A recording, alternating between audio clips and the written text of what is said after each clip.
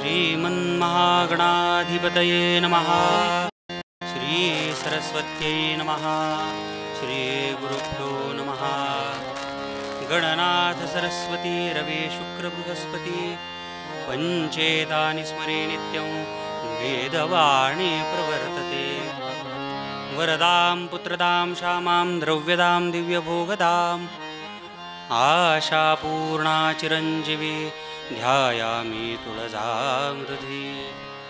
जयति जगति मायां यस्य कायाधवस्ते वचनरचनमेकं केवलं चाकलय्य ध्रुवपदमपि यातो यत्कृपातो ध्रुवोऽयं सकलकुशलपात्रं ब्रह्मपुत्रं नतोऽस्मि।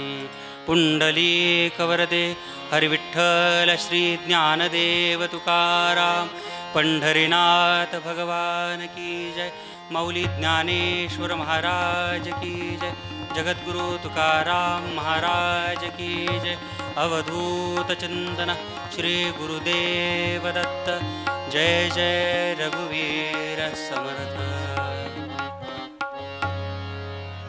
रेदान रेदना येनना रेदना रेदनना रेना रेदना ना ना रे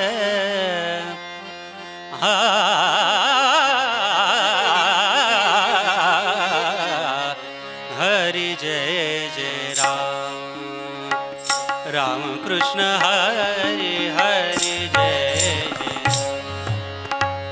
राम कृष्ण हरि हरि जय हरि जय जय हरि जय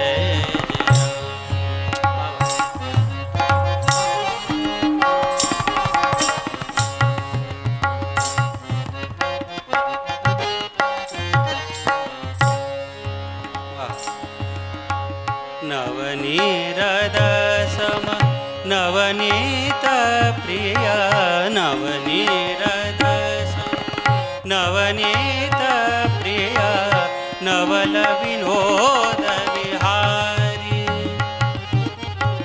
नवल विनोद विहारी विनोद विहारी हरि जय जय राम राम कृष्ण हरि हरि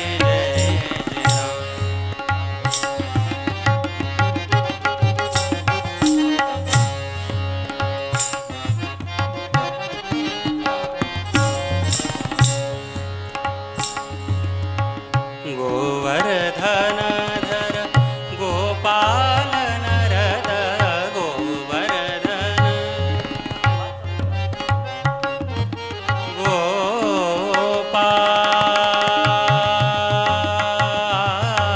गोपाल गोवर्धन गोपाल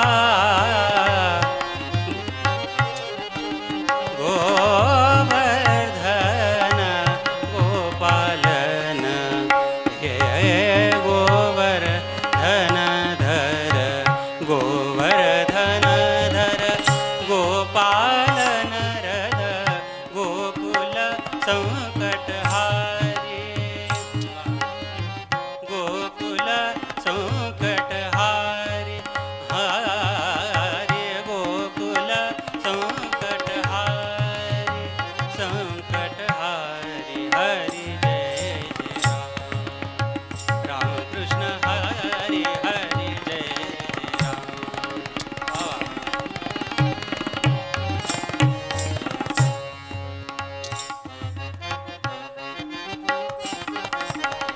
पम प ग ग म म प प ध ध प म म प ग ग म म प नि सा रे सा नि ध प म प ग म प नि ध प म ग म ग रे सा। दुर्वासोनुत दुःख विमोच दुर्जन संगम हरि हरि जय जय राम राम कृष्ण हरि हरि सा प म प प सा नि ध प नि ध प नि ध प ध म प म ग रे सा नि सा। दुर्वासो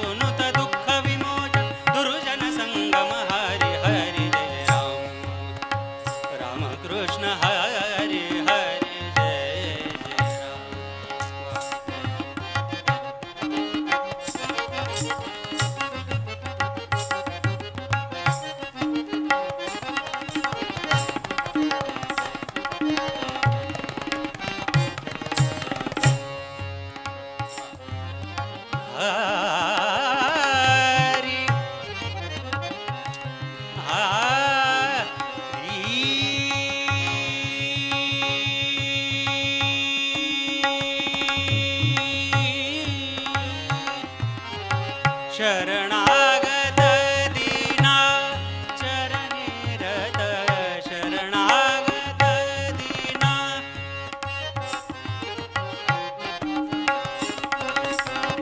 दीना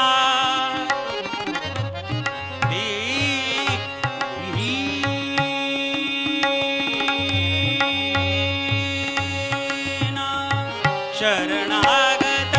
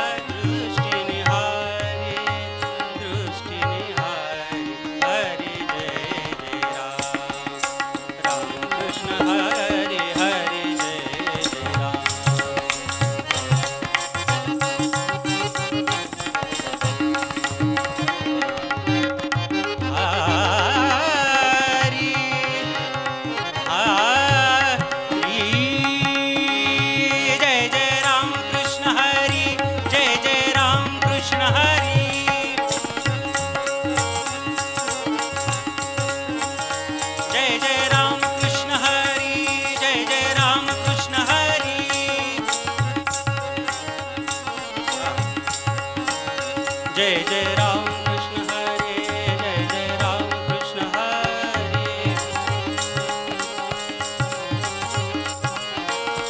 जय जय राम कृष्ण हरे जय जय राम कृष्ण हरे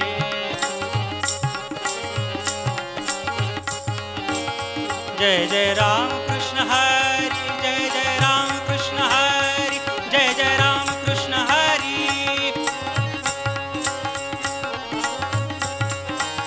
जय जय राम कृष्ण हरि जय जय राम कृष्ण हरि कुंडलीक वरदे हरि विठ्ठल श्री ज्ञानदेव तुकाराम पंढरीनाथ भगवान की जय माऊली ज्ञानेश्वर महाराज की जय जगद्गुरु तुकाराम महाराज की जय जय जय रघुवीर समर्थ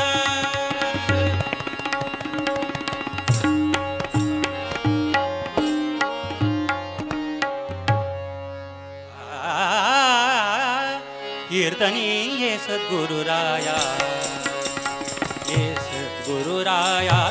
कीर्तनी ये सद्गुरुराया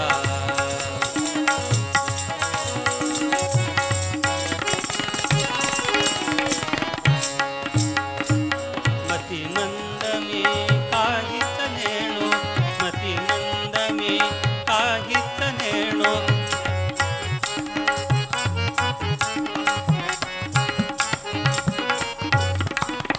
सांख्य अथवा न्याया कीर्तनी सांख्य अथवा न्याया कीर्तनी ये सद्गुरुराया कीर्तनी ये सद्गुरुराया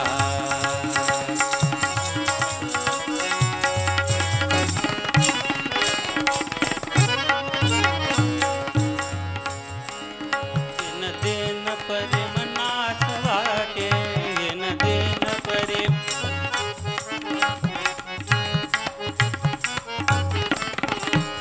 तव गुण गाया कीर्तनी, इच्छा तव गुण गाया कीर्तनी, ये सद्गुरुराया, ये सद्गुरुराया कीर्तनी, ये सद्गुरुराया.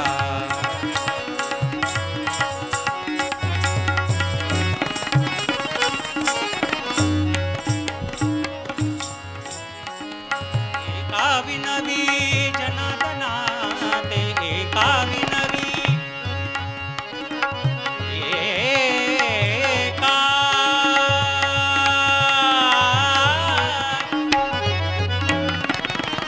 एका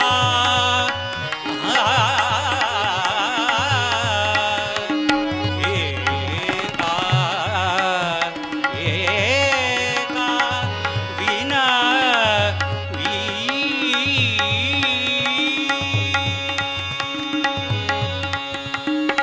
एका विनवी जनार्दना ते, एका विनवी जनार्दना ते, निरंजनी चाराया कीर्तनी, निरंजनी चाराया कीर्तनी, ये सद्गुरुराया, ये सद्गुरुराया कीर्तनी, ये सद्गुरुराया, ये सद्गुरुराया, ये सद्गुरुराया. दिगंबरा दिगंबरा श्रीपाद वल्लभ दिगंबरा,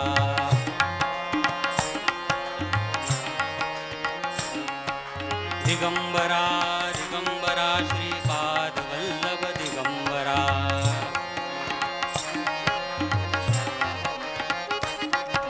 दिगंबरा दिगंबरा श्रीपाद वल्लभ दिगंबरा.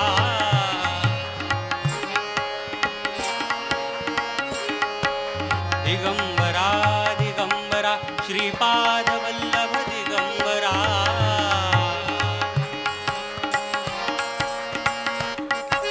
दिगंबरा दिगंबरा श्रीपाद वल्लभ दिगंबरा.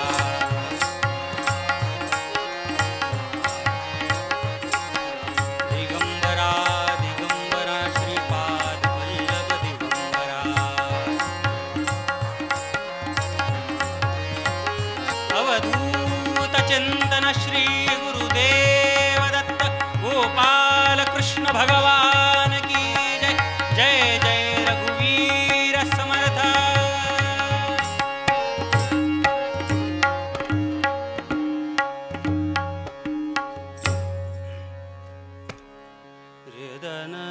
हृदननादनो हृदनादना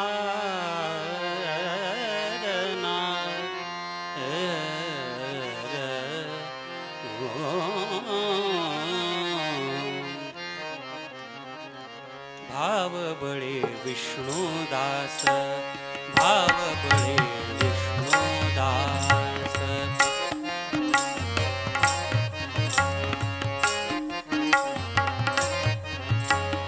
नाही नाश पावत, भाव बड़े विष्णुदास, नाही नाश पावत.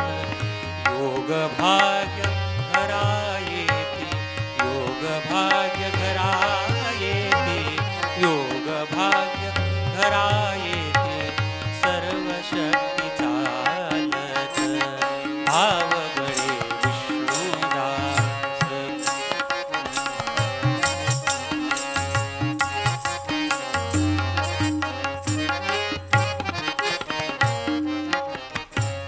पित्याचे जे काय धन, पुत्रा कोण वंजील, पित्याचे जे काय धन,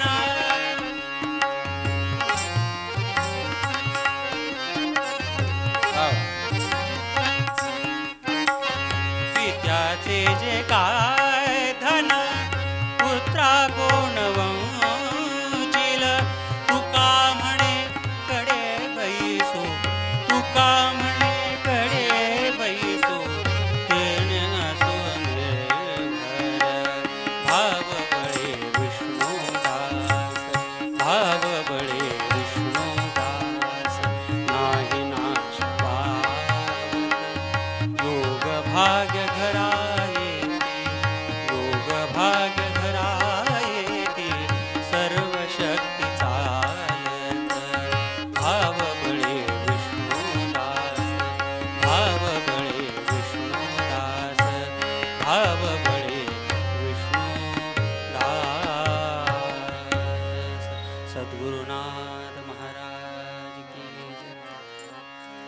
भावबळे विष्णुदास नाही नाश पावत, योग भाग्य धरायती सर्व शक्ती चालत, पित्याचे जे काय धन पुत्रा कोण वंचील, योग भाग्य घरायेती सर्व शक्ती चालत, तुका म्हणे कडे बैसो, तुका म्हणे कडे बैसो, तेणे असो निर्भर, योग भाग्य घरायेती सर्व शक्ती चालत, गोपाल कृष्ण भगवान. माऊली महावैष्णव जगद्गुरु तुकोबाराय आणि आजच्या अभंगामध्ये भक्तांचं, भगवत भक्तांचं, महात्म्यांचं, विष्णुदासांचं, सद्गुरूंचं, संतांचं, दैवी संपत्ती प्राप्त झालेल्या महात्म्यांचं लक्षण तथा महात्म्य सांगतायत. 4 लक्षणांनी युक्त असं भगवत भक्तांचं, विष्णुदासांचं लक्षण सांगितलंय. पहिल्या चरणामध्ये तुकोबाराय सांगतायत, भावबळे विष्णुदास नाही नाश पावत. विष्णुदास हे नाश पावत नाहीत, याचाच अर्थ नित्यत्वाचं लक्षण विष्णुदासांकडे. योग भाग्य घरायेती, स्वतः योग भाग्य त्यांच्याकडे चालत येतात. याच्यामध्ये संतांची, सद्गुरूंची, विष्णुदासांची संपन्नता सांगितली, सामर्थ्य सांगितले.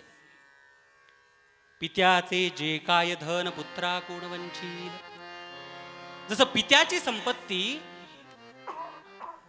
आपोआप अधिकाराने आपल्याला पुत्राला जशी प्राप्त होती, तशी ह्या विष्णुदासांना त्या अनंत कोटी ब्रह्मांड नायक कर्तुम अकर्तुम अन्यतः कर्तुम पंढरी श्री विठ्ठलेशाची जी काही संपन्नता आहे, ती सगळीच्या सगळी संपन्नता विष्णुदासांना प्राप्त होते. बळीयाचे अंकित आम्ही झालो बळीवंत.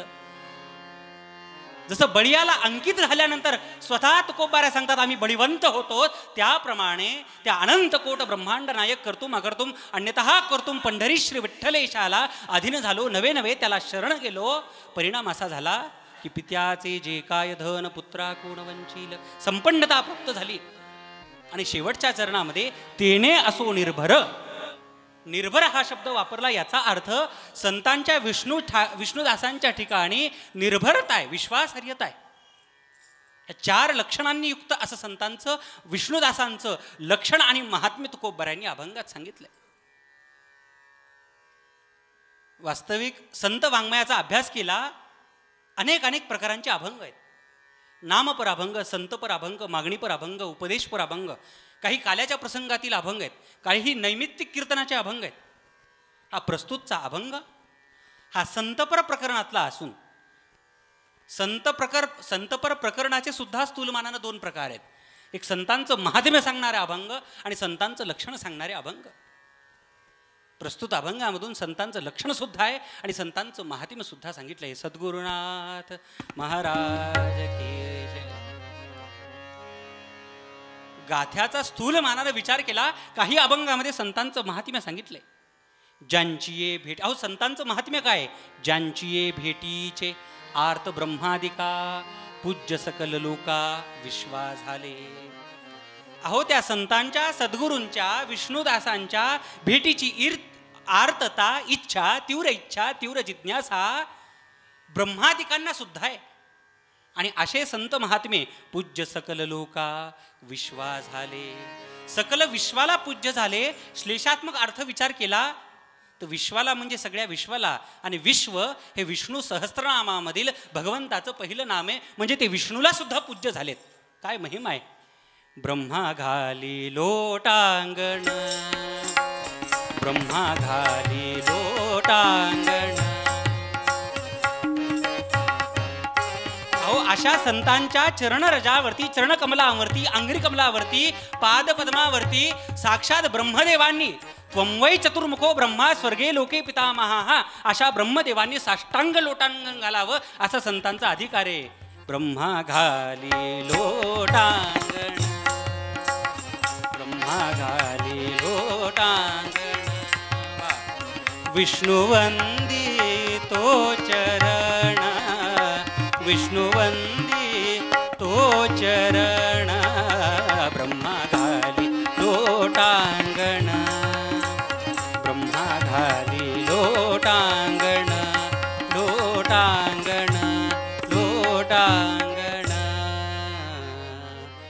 ब्रह्मा घाली लोटांगण विष्णू वंदितो चरण. काय अधिकार आहे. श्रावण महिना चालू आहे भगवान शंकरांचा, आणि ते भगवान शंकर सुद्धा कोणाची चरणरज आपल्या मस्तकावर धारण करतायत. चरणीचे रज वंदी शूळ पाणी नाचते कीर्तने त्यांचे माथा. ऐसे बळ नाही आणि काची अंगी. अहो विश्वात असं सामर्थ्य संतान एवढं विष्णुदासान एवढं कुणाकडेही नाही असं स्वतः भगवान परमात्मा सांगतायत. देव इच्छी रज चरणती माती धावत चालती मागे मागे. अहो संतांच्या चरणकमलांनी आंघ्री कमलांनी पादपद्मांनी पुनीत झालेल्या रजकणांची साक्षात ब्रह्मदेव विष्णू आणि भगवान शंकर इच्छा धारण करतात. हा संतांचा महिमा संत वाङ्मयामध्ये सांगितलाय. काही अभंगामध्ये संतांचं लक्षण सांगितलंय. श्रीमद भागवतामध्ये एकादश स्कंदामध्ये एक श्लोक आलेला आहे. त्या श्लोकामध्ये अनुव्रजाम्यहं तस्य पूययत्यंघ्रिरेणुभिः निरपेक्षम मुनिम शांतम निरवैरम समदर्शिनो. या श्लोकामध्ये संतांचं महात्म्य सुद्धा सांगितलंय आणि संतांचं लक्षण सुद्धा सांगितलंय. अनुव्रजाम्यहं तस्य पूययत्यंघ्रिरेणुभिः. संतांच्या चरणरजाची इच्छा भगवान धारण करतात हा महात्म्य सांगितलंय. आणि संतांचं लक्षण काय. संत कसे आहेत. निरपेक्षम. संत हे निरपेक्ष आहेत. माऊली वर्णन करतात. जयाचे ठाई पांडवा अपेक्षे नाही रिघावा सुखासी चढावा जयाजी आसने. ज्याला प्राप्त गोष्टींविषयी हर्ष नाही आणि गत गोष्टींविषयी खेद नाही त्याला महात्मा म्हणा, त्याला संत म्हणा. अशोच्चानन वशोच्चस्त्वन प्रज्ञा वादांश भाससे गतासून गतासूंश्च नानु सोचंती पंडितः. नाथबाबा वर्णन करतायत की प्राप्ताप्राप्त लाभावस्था बाधू न शके साधूंच्या चित्ता चित्त घातलिया भगवंता या नाव निरपेक्षता. जास्त विस्तार करत नाही वेदांताचा, पण सांगण्याचं तात्पर्य संतांचं लक्षण निरपेक्षम. मुनीम संत मुनीम मननशील असतात.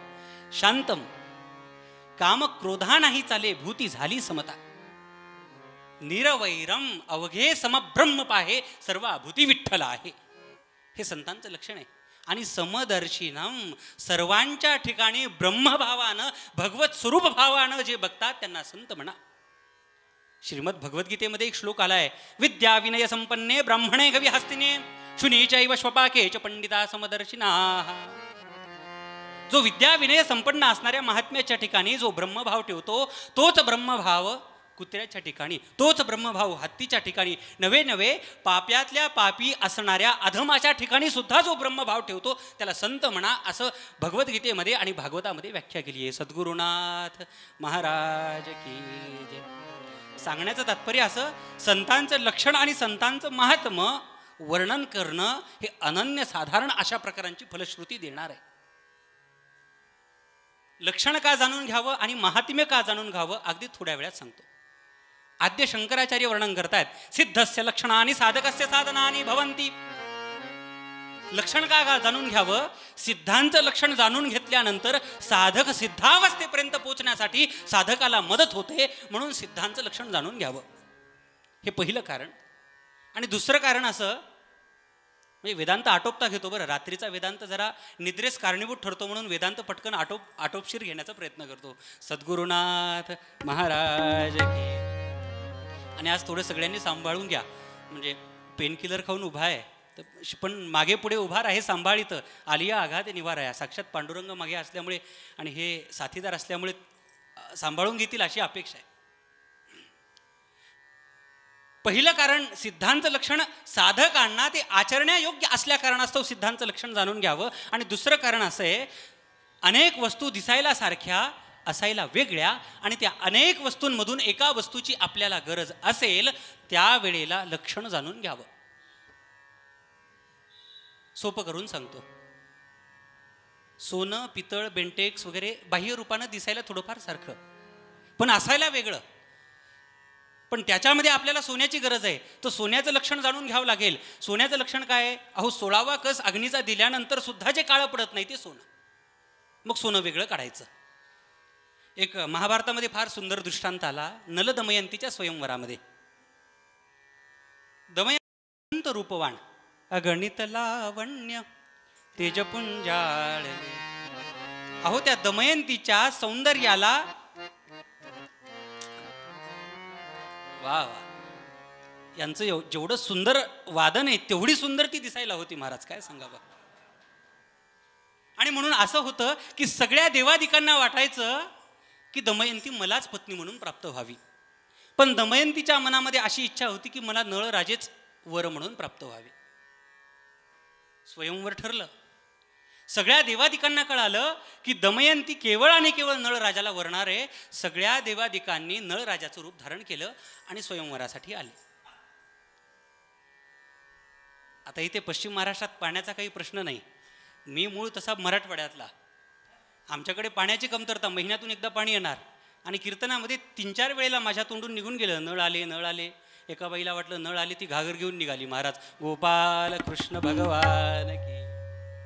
मग सगळ्या देवादिकांनी नळराजाचं रूप धारण केलं आणि नळराजा सुद्धा आले. मला सांगायचं काय, लक्षण का जाणून घ्यायचं. अनेक वस्तू दिसायला सारख्या असायला वेगळ्या, आणि त्या अनेक वस्तूंमधून एका वस्तूची आपल्याला गरज असेल त्यावेळेला लक्षण जाणून घ्यायचं. आता खरा नळराजा ओळखायचे कसे. दमयंती हुशार होती महाराज, म्हणजे ब्युटी विथ ब्रेन आजच्या भाषेत. दमयंतीने असा विचार केला, सगळे देव हे देव योनीतले आहेत आणि मला ज्यांना वरायचं आहे ते नळराजा मनुष्य योनीतले आहेत. मनुष्य योनीचं लक्षण काय. रसिद रजो हीनान अस्वेदान स्तब्ध लोचनान. तिने विचार केला, बाकीच्या सगळ्या नळराजा जे दिसत आहेत, खोटे नळराजा जे आहेत, त्यांच्या अंगाला घाम आलेला नाहीये, पण खऱ्या नळराजाच्या अंगाला घाम आला. बाकी देवांच्या अंगाला धूळ लागलेली नाहीये, पण नळराजाच्या अंगाला धूळ लागली. बाकीचे जे सगळे देव आहेत त्यांच्या गळ्यातील फुलांची माळ ही सुकलेली नाहीये, पण नळराजाच्या गळ्यातली फुलांची माळ सुकलेली आहे. बाकी जे सगळे देव आहेत त्यांची सावली पडत नाहीये, पण नळराजाची सावली पडतीये. आणि बाकीचे जे सगळे देव आहेत त्यांचे पाय जमिनीला टेकलेले नाहीयेत. म्हणजे आता माझे टेकलेत बघा, पण नळराजाचे पाय जमिनीला टेकलेले आहेत. दमयंतीनं त्या सगळ्या देवादिकांमधून नळराजाला ओळखलं आणि वरमाला घातली. नलदमयंतीचा स्वयंवर झालं. माझा दृष्टांत संपला. मला सांगायचं तात्पर्य, अनेक वस्तू दिसायला सारख्या असायला वेगळ्या, आणि अनेक वस्तूंमधून एका वस्तूची गरज असेल त्यावेळेला लक्षण जाणून घ्यावी. म्हणून संतांचं, विष्णुदासांचं, भगवत भक्तांचं लक्षण जाणून घ्यावं. कारण बाह्य रूपानं संत हे दिसायला सामान्य माणसाप्रमाणेच आहेत. पंचमहाभूतांपासून प्राप्त आणि पंच विषयाचं अधिष्ठान असणारा जीव जसा दिसतो तसे संत सुद्धा बाह्य रूपानं दिसतात. संत नवती जगा माणसाच्या सारखे, पण अंतरंगातून संत मात्र वेगळे. मग संतांना ओळखायचं असेल तर संतांचं लक्षण जाणून घ्यावं. आणि दुसरी गोष्ट अशी की संतांचं महात्म्य जाणून का घ्यावं. माऊली वर्णन करतात, तैसे हरपले आपण पे पावे, तै संता ते पाहता गिवसावे, म्हणो निवानावे ऐकावे तेची सदा. आपली हरवलेली वस्तू आपल्याला प्राप्त करून देणारे संत आहेत. म्हणून संतांचं वर्णन करावं, संतांचं महात्म्य वर्णन करावं असं माऊली आम्हाला सांगतात. हरपणं म्हणजे काय, जास्त विस्तार करत नाही. न्यायशास्त्रामध्ये हरपणे या शब्दाचा अर्थ आहे विस्मरण, आणि वेदांत शास्त्रामध्ये हरपणे या शब्दाचा अर्थ असा आहे आत्मस्वरूपाचं अज्ञान.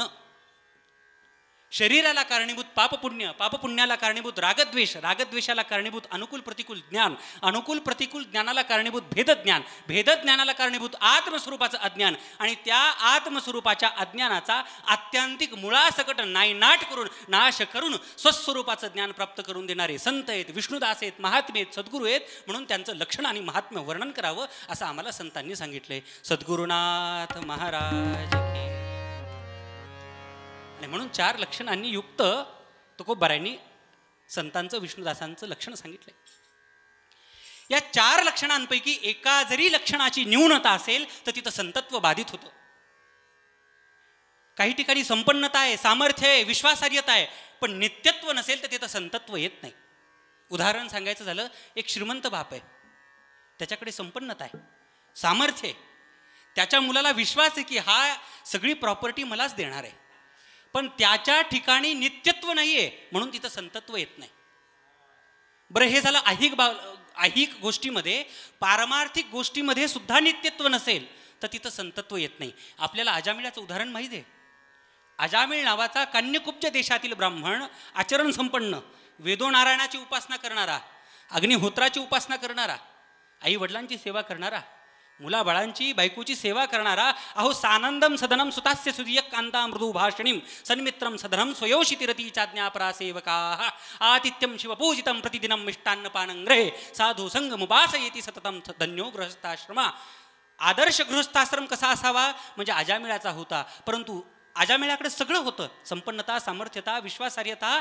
परंतु अजामिळ यज्ञाकरिता लागणाऱ्या समिधा आणण्याकरता वनामध्ये गेला आणि येता येता वेश्येच्या वस्तीमधून येत असताना एका वेश्येला मदोन्मत्त अवस्थेमध्ये रतिक्रीडा करताना बघितला. परिणाम असा झाला, त्या अजामिळाच्या अंतःकरणात काम निर्माण झाला आणि कामवासनेमुळे त्या अजामिळानं आईवडिलांचा, मुलाबाळांचा, वेदोनारायणाचा, अग्नीचा सगळ्यांचा त्याग केला आणि त्या वेश्येकडे गेला. आपल्याला कथा सगळी माहिती आहे, ऐकली असेल बऱ्याच जणांनी. नित्यत्व नसेल तर तिथं संतत्व बाधित होतं. म्हणून हे चारही लक्षण पाहिजे. बरं, सत्ता आणि सामर्थ्य याच्यात सुद्धा एकाधिकरणत्व नाही आहे. काही ठिकाणी सत्ता आहे तर सामर्थ्य नाही, काही ठिकाणी सामर्थ्य आहे तर सत्य नाही. उदाहरण सांगायचं झालं तर सत्ता दशरथ महाराजांची आणि सामर्थ्य कोणाचं होतं?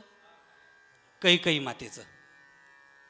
किंवा आता गोपाळकृष्णांचा जन्म येणार आहे. भागवताच्या दशमस्कंदामध्ये 6व्या अध्यायामध्ये भगवंताच्या प्रागट्याचं वर्णन केले. निशीते तम उद्भूते जायमाने जनार्दने देवक्याम देवरूपिण्याम विष्णू सर्वग्वाहाशया. भगवंताचं प्रागट्य झालं तुरुंगामध्ये. तम अद्भुतम बालकम अंबुजेक्षरम चतुर्भुजम शंखगदाधरितम श्रीवत्सलक्ष्मं गलशोभिक कौस्तुभम पीतांबरम सांद्रपयोदसौभगम. चतुर्भुज रूप धारण केलं भगवंतानी. वसुदेव महाराज म्हणतायत, देवा हे चतुर्भुज रूप टाका. तुम्ही परब्रह्म आहात आम्हाला माहिती आहे, पण आमच्या अंतःकरणामध्ये मातृभाव, पितृभाव निर्माण होण्यासाठी, वात्सल्यभाव निर्माण होण्यासाठी लहान मुलाचं रूप धारण करा. असं म्हटल्याबरोबर भगवंतानी लहान बाळाचं रूप धारण केलं. ते अत्यंत राजीव नयन असणारं ते बालक बघितलं. वसुदेव महाराजांना महाराज कडकडून आलिंगन दिले भगवंताला. आणि आलिंगन दिल्याबरोबर वसुदेव महाराजांना सूचना करणारी कोण होती हो? सोडा सोडा मिठी, लपवा व लपवा जगजेठी, झनी कंसासी कळेल माझ्या बाळासी मारेल. सत्ता वसुदेव महाराजांची, सामर्थ्य देवकी मातेचं. सत्ता दशरथ महाराजांची, सामर्थ्य कैकेयी मातेचं. अहो एवढं जाऊ द्या, आपल्या घरातलं बघा. आता माझं नुकतंच लग्न झालंय म्हणून आम्हाला लक्षात येत आहे बरं का. आपल्या मनात बटाट्याची भाजी खाण्याची इच्छा निर्माण झाली आणि तिच्या मनात कारल्याची भाजी झाली, तर खरं सांगा बरं कुठली भाजी होते घरामध्ये? सद्गुरुनाथ महाराज. मग आपल्या हातात काय? भाजी कुठली करावी हे सुद्धा आपल्या हातात नाही. आपल्या हातात एवढंच आहे, केलेली कारल्याची भाजी बटाट्याची समजून खाणं, एवढंच आपल्या हातात आहे. गोपाल कृष्ण भगवान. सांगण्याचं तात्पर्य असं, सत्ता पाहिजे, सामर्थ्य पाहिजे, संपन्नता पाहिजे, विश्वासार्हता पाहिजे, नित्यत्व पाहिजे, तेव्हा संतत्व येतं. मग तुम्ही म्हणाल निर्गुण निराकार परब्रह्म तत्वाजवळ नित्यत्व आहे.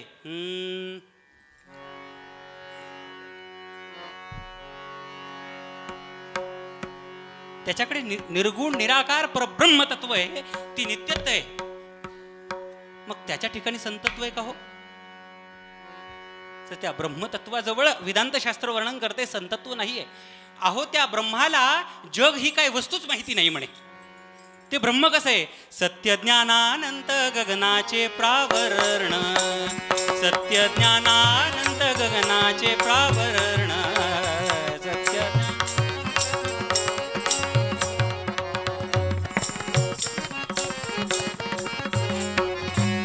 नाही रूप वर्ण गुण जेथे, नाही रूप वर्ण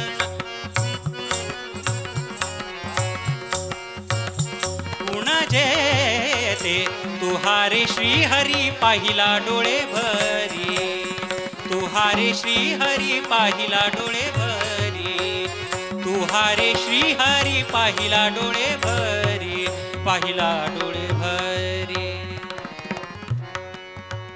त्या निर्गुण निराकार परब्रह्म तत्वाजवळ नित्यत्व आहे, पण सामर्थ्य, संपन्नता, विश्वासार्हता नाहीये. बरं का, काय सांगावं? अहो तुम्ही सुद्धा बघा, भक्तावर संकट पडल्यानंतर कितीही निर्गुणाचा अद्वैताचा उपासक असू द्या, त्यानं सगुणाचाच धावा केलाय. ज्या वेळेला द्रौपदी मातेचं वस्त्रहरण चालू होतं त्यावेळेला आकृष्यमाने वसने द्रौपद्या चिंतितो हरी गोविंद द्वारका निवासीन. द्वारकेच्या गोविंदाला हाक मारलीये, कुठे गुंतलासी द्वारकेच्या राया, वेळ का सखया लावियला, गरुड वाहना गंभीरा. सगुणालाच हाक मारल्या जाते. म्हणून विश्वासार्हता निर्गुणापेक्षा सगुणाकडे जास्त आहे. पण सगुण परब्रह्म परमात्म्याचं आणि संतांचं जर तुलना केली तर संतांकडे त्या सगुण परमात्म्याचीच उपासना करून जे काही संपन्नता सामर्थ्य विश्वासार्हता प्राप्त होती ती भगवंतापेक्षा जास्त आहे असं स्वतः भगवंत मानतो. संपन्नतेच्या बाबतीत सामर्थ्याच्या बाबतीत विचार केला तर भगवंतापेक्षा विष्णुदासांकडे संतांकडे सद्गुरूंकडे सामर्थ्य जास्त आहे. काय प्रमाणे त्याला? अहो भगवान परमात्म्याने जरी अवतार घेतला पण मानवी रूपात अवतार घेतल्याबरोबर प्रारब्ध बदलवण्याचं सामर्थ्य भगवंताकडे सुद्धा नाहीये. कर्मे श्रीराम वनवासा गेला. रामप्रभूंना सुद्धा वनवासाला जायची वेळ आली. आपल्याला भावार्थ रामायणातलं उदाहरण माहिती आहे. लक्ष्मणाला शक्ती लागली, रामप्रभू धाय मुकलून रडू लागले की अहो माझ्या लक्ष्मणाला वाचवा हो, माझ्या लक्ष्मणाला जर काही झालं तर मी माझ्या स्वतः प्राणाचा त्याग करेल. भगवान परमात्मा पूर्ण अवतार आहेत बरं का प्रभू रामचंद्र. मग कोणीतरी सांगितलं सुषेण नावाच्या वैद्याकडे जा, त्याच्याकडे उपचार आहेत. आणि रामप्रभूंनी सुषेण नावाच्या वैद्याला हात जोडून विनंती केली, अरे सुषेणा, माझ्या लक्ष्मणावरती माझा धाकटा भाऊ लक्ष्मण आहे त्याच्यावर उपचार कर. पण सुषेण काही ऐकायला तयार नाही. सगळ्यांनी विनंती केली. सुषेण म्हणाला मी रावणाच्या पार्टीतला आहे. म्हणजे त्या काळात काही फोडाफोडी होत नव्हती महाराज. सद्गुरुनाथ महाराज की जय. सुषेण ऐकायला तयार नाही. हे जेव्हा हनुमंतरायांना कळालं, हनुमंतराय म्हणाले देवा हे तुमचं काम नाही, तुम्ही बाजूला व्हा. हनुमंतरायांनी गदा खांद्यावर घेतली आणि भीमरूपी महारुद्रा वज्र हनुमान मारुती वनारी अंजनी सूता रामदूता प्रभंजना. ते मारुतीरायाला पाहिल्याबरोबर त्या सुषेणानं साष्टांग दंडवत घातला. मारुतीराया काय कामे सांगा. अरे लक्ष्मणाला शक्ती लागली, काय याच्यावरती उपचार काय करायचा सांग, उपाय काय. सांगितलं द्रोणागिरी पर्वतावरती जा, संजीवनी नावाची वनस्पती आणा, मी याच्यावर उपचार करेल. मग पुढची कथा आपल्याला सगळ्यांना माहिती आहे की हनुमंतरायांनी उड्डाण केलं. हनुमंतरायांनी तो द्रोणागिरी पर्वत उचलूनच आणला. बरं का, मला असं तिथे भावार्थ रामायणामध्ये जे वर्णन केले ते वाचून मला असं वाटतं हनुमंतरायांना संजीवनी वनस्पती सापडली नाही असा अशातला भाग नसेल. हनुमंतरायांनी विचार केला आज लक्ष्मणाला शक्ती लागली, मला एवढ्या लांब पाठवलं, उद्या परत कोणाला लागली तर परत मला एवढ्या लांब यायची गरज नको, म्हणून मेडिकलचं दुकानच तिथं नेलेलं बरं. मग हनुमंतरायांनी ती वनस्पती नेली, लक्ष्मणाचा उपचार झाला आणि लक्ष्मण परत जागृत अवस्थेमध्ये आले. मला सांगायचं तात्पर्य रामप्रभू मानवी रूपात अवतार धारण केलेला आहे, पूर्ण अवतार आहे गर्गसंहितेत सांगितल्याप्रमाणे. पण तरी सुद्धा मानवी अवतार घेतल्यामुळे मर्यादा असल्या कारणास्तव प्रारब्ध बदलवू शकत नाहीत. पण ज्ञानोबरायासारख्या संतांनी मेलेल्या माणसाला उठ म्हणावं आणि मेलं माणूस जिथं उठविले आणि त्या माणसानं ज्ञानेश्वरी लिहावी, सच्चिदानंद पदवी प्राप्त करावी, हे सामर्थ्य संतांचं आहे. संपन्नतेच्या बाबतीमध्ये सुद्धा भगवंताची संपन्नता 6 गुणांनी युक्त आहे. ऐका यशश्री औदार्य ज्ञान वैराग्य ऐश्वर्य हे 6 ही गुणवर्य वसती जेत म्हणून तो भगवंतो. 6 गुणांचं भग ज्याला प्राप्त झालं त्याला भगवान म्हणा असं मौली सांगतात. म्हणजे भगवंताची संपन्नता 6 गुणांची आहे. पण संतांची संपन्नता किती गुणांची आहे? 26 गुणांची. स्वतः भगवान परमात्मा दैवासुर संपद विभाग योग नावाच्या 16व्या अध्यायामध्ये संतांचं भगवत भक्तांचं महात्म्यांचं दैवी संपत्ती लाभलेल्या महात्म्यांचं वर्णन करत असताना अभयम सत्वसंशुद्धीर ज्ञानयोग व्यवस्थिती दानं नमश्च यज्ञश्च स्वाध्यायस्तप आर्जवम तेजः क्षमा धृती शौच मद्रोहो नातिमानिता भवन्ति संपदं दैवीम अभिजातस्य भारत अहिंसा सत्यम क्रोधस्त्याग शान्तिर्वैशुनम दया भूतेष्वलोलुप्तम मार्दवम ह्रीरचापलम. 26 गुणांनी. मग मला सांगा 26 जास्त का 6 जास्त? अहो भगवान परमात्मा संतांचं वर्णन करायला गेला, आत्मज्ञानी चोखळी संत संत ही माझी चुरूपडे. पण भगवान परमात्मा सांगतात माझ्यापेक्षा संपन्नता संतांकडे जास्त आहे. विश्वासार्हता सुद्धा जास्त आहे.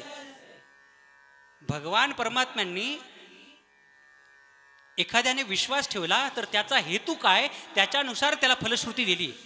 आपल्याला महाभारतातलं उदाहरण माहिती आहे की गांधारीनं दुर्योधनाला सांगितलं, गांधारी मातेनं, अरे दुर्योधना तुझा पराभव जवळ आलेला आहे, मग तू काय कर, गंगेत स्नान करून ये आणि नग्न अवस्थेमध्ये विवस्त्र अवस्थेमध्ये माझ्यासमोर ये. माझं लग्न झाल्यानंतर माझे पती हे विश्व बघू शकत नाहीत म्हणून मी माझ्या डोळ्यावर पट्टी बांधली आहे आणि त्या पातिव्रत्याचं तेज आणि भगवान शंकराच्या उपासनेचं तेज माझ्या नेत्रांमध्ये मी साठवलेलं आहे. ते तेज जर दुर्योधना मी तुझ्या अंगावरती जर अर्पण केलं तुझं शरीर वज्राचं होईल आणि एकदा का तुझं शरीर वज्राचं झालं तर साक्षात कृष्ण परमात्मा सुद्धा तुला हात लावू शकणार नाहीत. तुका म्हणे पतिव्रता तिची देवावरी सत्ता. दुर्योधन गेले स्नानाला आणि निघाले आईकडे. स्नान करून वाटेमध्ये गोपाळ कृष्ण भेटले. दुर्योधना कुठे जात आहे, घडलेला सगळा इतिवृत्तांत सांगितला. अरे अरे अरे दुर्योधना, आईन तारुण्यामध्ये आलेल्या मुलानं आपल्या आईसमोर नग्न अवस्थेमध्ये जावं काय हे, आणि असं करून जरी तू अजय झालास अजिंक्य झालास आर्यावर्तामध्ये तुझा कुणीही सन्मान करणार नाही. मग काय करू देवा. दुर्योधना तुला मारण्याची शपथ कोणी घेतली आहे, भीमानं. भीम गदा युद्ध करणार आहे आणि गदा युद्धाचा नियम असा आहे की कमरेखाली वार नाहीये. मग तू काय कर, या झाडांच्या पानांचा लंगोट तयार कर, लंगोट घाल म्हणजे तुझी अब्रू सुद्धा वाचेल आणि तुझं शरीर वज्राचं सुद्धा होईल, तुझा प्राण सुद्धा वाचेल. दुर्योधनानं भगवंतावरती विश्वास ठेवला.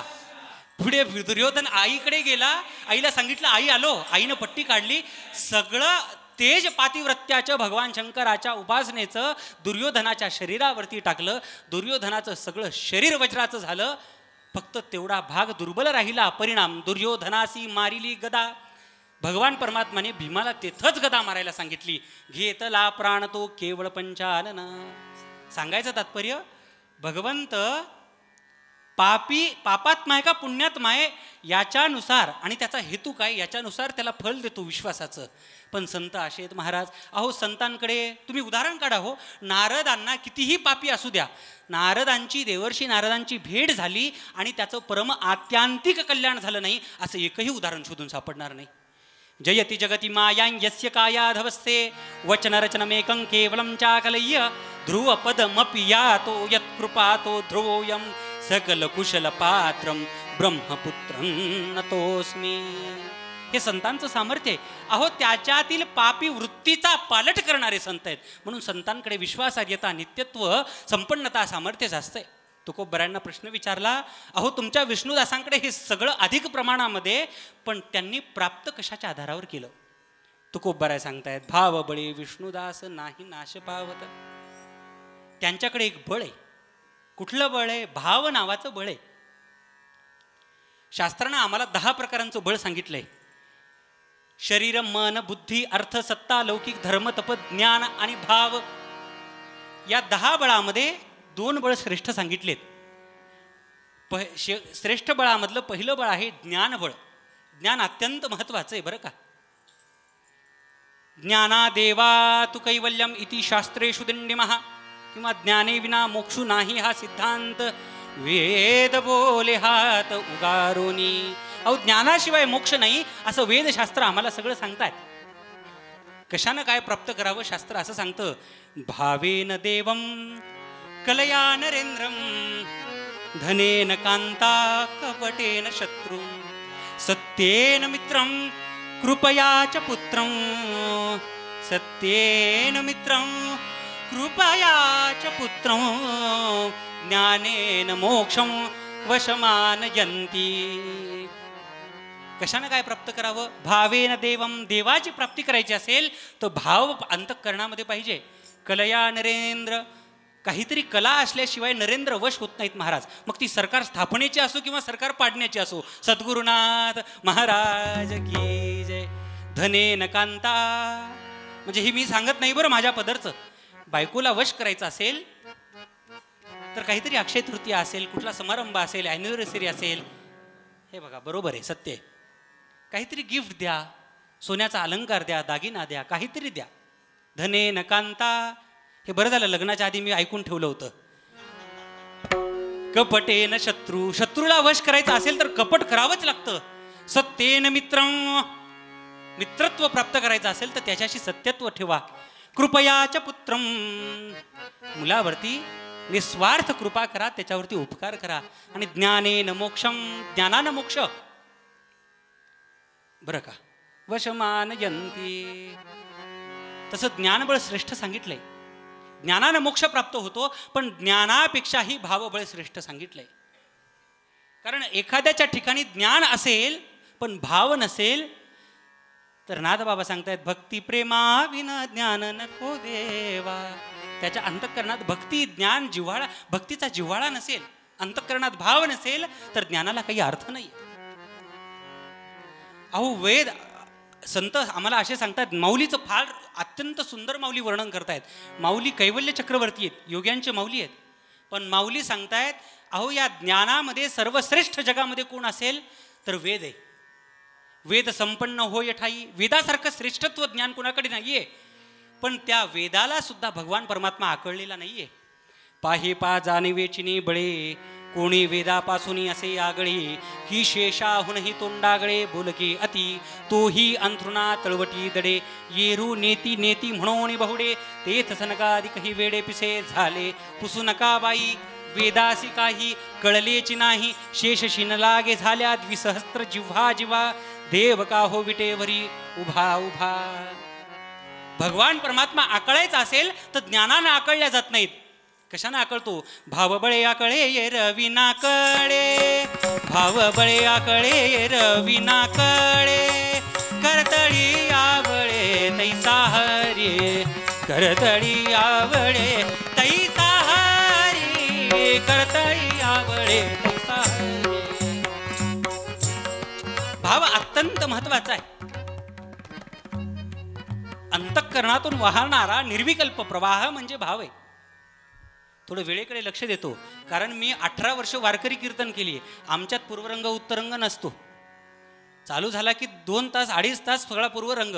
त्यामुळे एखाद्या माणसाला काठी घेऊन बसवायला लावतो मी की पूर्वरंग आटोपता घ्या आता बाबा. भाव अत्यंत महत्वाचा आहे. भाव असेल तर भगवान परमात्मा सुखे येतो घरा नारायण. महाभारतातलं उदाहरण सांगतो.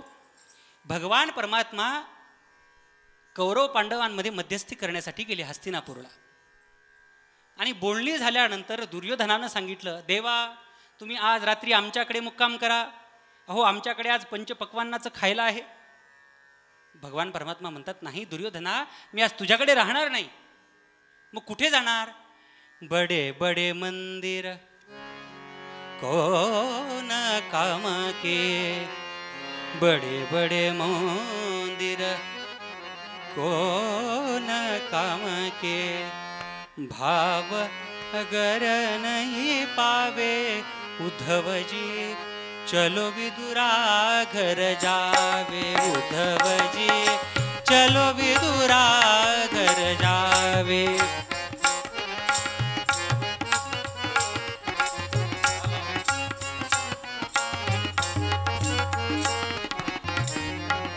अहो चला विदुर काकांकडे चला. विदुर काकांकडे गेले. विदुर काका बाहेर गेलेले आणि विदुर पत्नी घरी एकट्या होत्या. आणि भगवान गोपाल कृष्ण आपल्याकडे आलेत.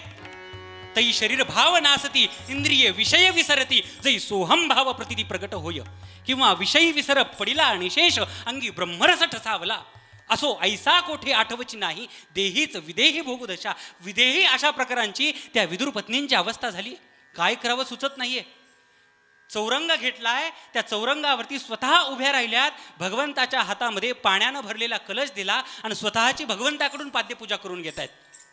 भगवंताची पाद्यपूजा करायची तर स्वतःची करून घेत आहेत. बरं आत आले. घरामध्ये आल्यानंतर घरात खायला काही नव्हतं महाराज. घरामध्ये केळी होती. अहो केळीचा घर स्वतः खातायत आणि केळीची सालं मात्र भगवान परमात्माला देत आहेत. बराच वेळ असा प्रकार चाललेला आणि भगवान परमात्मा सुद्धा आनंदात खात आहेत ती केळीची सालं. बरं का. आणि तेवढ्यात विदुर काका आले आणि विदुर काका म्हणतायत, देवा अहो काय चाललंय हे? अहो तुम्ही काय करताय देवा? अहो तिला कळत नाही. म्हणजे ते विदुर काकांनी म्हणू जाण तिला कळत नाही. आपण म्हणण्याची हिंमत करू नका. आपल्याला अजून काल्या गोपाळ काल्यापर्यंत यायचंय. सद्गुरुनाथ महाराज की जय. विदुर काका म्हणाले, अहो तिच्या लक्षात आलं नाही ते सोडून द्या, पण देवा तुम्ही तरी तिला समजावून सांगायचं ना हो. तिला का समजावून सांगितलं नाही? त्यावेळेला विदुर काका म्हणतायत, भगवान परमात्मा म्हणतायत, काका अहो समजावून सांगण्यासाठी दोन भिन्न व्यक्ती लागतात. गेल्या अनेक वेळापासून कोण काकी आणि कोण भगवान परमात्मा आमच्यात अभेद अशा प्रकारांचा झाला. याला म्हणायचं योग भाग्य घरा येती सर्व शक्ती चालत. अंतःकरणात भाव पाहिजे बरं का. भाव बळे विष्णुदास. आणखी एक दृष्टांत सांगतो, पूर्वरंग आटोपता घेतो. भावाला किती महत्व आहे. एक भक्त होता, रोज भगवान परमात्म्याची पूजा करायचा, रामप्रभूंची पूजा करायचा, रामपंचायतनाची पूजा करायचा रोज. रामाय रामभद्राय रामचंद्राय वेदसे रघुनाथाय नाथाय सीताया पतये नमः. रामप्रभूंची पूजा करायचा आणि रोज रामप्रभूंना म्हणायचा, देवा अहो मी तुमची रोज पूजा करतो, एकदा तरी सगुण रूपामध्ये मला दर्शन द्या हो. निज रूप दाखवा. गाण्याची फार इच्छा होती, पण आता वेळेची मर्यादा. आहा वा वा. असे सुंदर साथीदार असल्यानंतर लावणी मृदंग श्रुती टाळ घोष सेऊ ब्रह्मरस आवडीने. नाहीतर एका ठिकाणी मी कीर्तनाला गेलो, त्यांना म्हटलं स्वर द्या, त्यांनी पट्टी हातात काढून दिली. सद्गुरुनाथ महाराज की जय. काय सांगा, मला सगुण रूपामध्ये दर्शन द्या, रोज मागणी करायचा, पण भगवंतानी काही सगुण रूपात दर्शन दिलं नाही. आणि एका वर्षानंतर त्याला असं वाटलं की रामप्रभू मात्र काही चांगले देव नाही आहेत. मग आता बाजारात गेला, तुळशीबागेत आला, चांगली भगवान गोपाळकृष्णांची मूर्ती घेतली आणि कृष्ण चांगले आहेत बरं का. परिपूर्णतम साक्षात श्रीकृष्ण न अन्य एवही. गर्गसंहितेत सांगितले, कृष्णासारखं परिपूर्णतम कोणीच नाही आहे. एक कार्यार्थम आगत्यं कोटी कार्यं चकारः. एका कार्यासाठी जाऊन अनेक कार्य करण्याचं सामर्थ्य आणि स्वातंत्र्य कोणाकडे असेल तर ते केवळ आणि केवळ गोपाळकृष्णांकडे. आपण गोपाळकृष्णांची मूर्ती आणावी. आणि गेला आणि गोपाळकृष्णांची मूर्ती आपल्या देवघरात ठेवली आणि रागारागाने ती रामप्रभूंची मूर्ती काढली आणि बाजूला ठेवून दिली. आणि रोज कृष्णाय वासुदेवाय हरये परमात्मने प्रणतः क्लेशनाशाय गोविंदाय नमो नमः. रोज भगवंताची षोडशोपचार पूजा करायचा. बरं, भगवंताला अष्टभोग अर्पण करावे असं शास्त्र आम्हाला सांगतं. सुगंध वनिता वस्त्रगीत भोजन तांबूल शय्या कुसुम चैव भोगाष्टकम उदारुतम. 8 भोग सांगितलेत. त्यापैकी सुगंध नावाचा पहिला भोग आहे. मग तो काय करायचा, गोपाळकृष्णांना अत्तर लावायचा. आणि गोपाळकृष्णांना अत्तर लावल्याबरोबर त्याच्या लक्षात आलं, मी कृष्ण परमात्म्याला अत्तर लावतोय, चुकून ह्या रामप्रभूंनी जर ह्या अत्तराचा आवाज घेतला तर. म्हणून कापसाचे 2 बोळे केले महाराज आणि रामप्रभूंच्या नाकामध्ये खोसून दिले. ते बोळे नाकात घातल्याबरोबर रामप्रभू प्रकट झाले. प्रभू रामचंद्र भगवान की जय. तो म्हणला, देवा माणसं नाक दाबली की तोंड उघडतात हे माहिती होतं, पण नाक दाबली की देव प्रकट होतो हे माहीत नव्हतं म्हणे मला. मी 1 वर्ष झालं तुमचं रोज उपासना करतोय, रोज तुमच्याकडे मागणी करतोय की सगुण रूपामध्ये मला दर्शन द्या, रोज मात्र दिलं नाही. आणि आज कसे काय सगुण रूपात प्रकट झालात? त्यावेळेला प्रभू रामचंद्र सांगतायत की अरे एवढे दिवस तू माझी मूर्ती म्हणून उपासना करत होतास, मूर्ती म्हणून पूजा करत होता.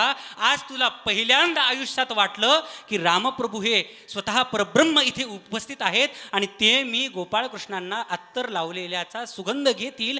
तू आज मला मूर्ती न पाहता माझ्यात राम पाहिला म्हणून मी प्रगट झालो. प्रभू रामचंद्र भगवान. आणि असा अंतःकरणात भाव असेल तर नाही नाश पावत, त्याला नाश नसतो. कारण आत्मज्ञानी चोखळी संत. नाश या प्रकारावरती खूप चिंतन करण्यासारखं आहे. या जगात प्रत्येकाला नाश आहे वगैरे. अहन्यहानी भूतानी गशंती हयमालयम शेषाः स्थावरमिच्छन्ति किमाश्चर्यमतप्रम किंवा मृत्युर्जन्मवतां वीर देहेन सहजायते अद्यवाप्तशतान् देवा मृत्युर्वै प्राणिनान्ध्रुवः. मृत्यू निश्चित सगळ्यांनी सांगितलंय. मग संतांना, भगवत भक्तांना, विष्णुदासांना नाश का नाही? कारण संत हे आत्मज्ञानी चोखळी संत आहेत आणि आत्मस्वरूपाला नाश नसतो. अनादिमी अनंतमी अवध्यमी बला नैनम छिंदंती शस्त्राणी नैनम दहती पावकः. आत्मस्वरूपाला नाश नसतो आणि संत हे आत्मस्वरूपाच्या ज्ञानाला प्राप्त झालेले असल्या कारणास्तव नाही नाश पावत. योग भाग्य घरा येती. स्वतः भगवान परमात्मा सर्व योग भाग्यांसहित यांच्याकडे चालत येतो. सर्व शक्ती चालत. पित्याचे जे काय धन, जसं भगवंताची जी काही कर्तुम अकर्तुम अन्यथा कर्तुम शक्ती आहे ती सगळी संतांकडे येते.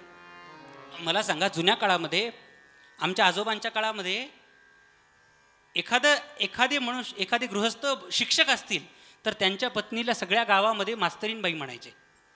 कोणी डॉक्टर असेल तर डॉक्टरीनबाई. मला सांगा, साध्या माणसाचं उपाधी लावल्यानंतर, त्याच्या नावाचं कुंकू लावल्यानंतर शिक्षक होण्याची गरज नाही, डॉक्टर होण्याची गरज नव्हती, त्यांना मास्तरीनबाई डॉक्टरीनबाई म्हणायचे. मग मला सांगा, त्या अनंत कोट ब्रह्मांड नायक कर्तुम अकर्तुम अन्यथा कर्तुम पंढरीश परमात्म्याच्या नावानं जर कुंकू लावलं, त्याच्या नावाला जर अधीन आपण झालो तर काय नोहे केले एका चिंतिता विठ्ठले. तसं पित्याचे जे काय धन पुत्रा कोण वंचील. आणि शेवटी तुकोबाराय सांगतायत, तुका म्हणे कडे बैसो तेणे असो निर्भर. आम्ही भगवंताच्या इथे दोन्ही गाथाभ्यासामध्ये असं वर्णन केलंय, तुका म्हणे कडे बैसो हे दोन्ही ठिकाणी लावलंय. म्हणजे संतांच्या कडेवर बसो हे सुद्धा आणि भगवंताच्या कडेवर बसो हे सुद्धा. आणि कडेवर बसली की निर्भरता येते. काय प्रमाणे, आता माझी मुलगी लहान आहे, आम्ही रस्त्यानं तिला घेऊन जाऊ लागलो, वाटेमध्ये कुत्रं आलं आणि कुत्रं भुंकत होतं. मुलगी घाबरली. वास्तविक मी सुद्धा कुत्र्याला घाबरतो, पण आता मुलीसमोर कुठे दाखवावं. ती म्हणाली, बाबा बाबा मला कडेवर घ्या. आणि तिला कडेवर घेतलं. एवढा वेळ घाबरणारी माझी मुलगी मी कडेवर घेतल्याबरोबर कुत्र्याच्या अंगावर जाऊन धावायला लागली, त्याला भूभू करायला लागली. कशामुळं?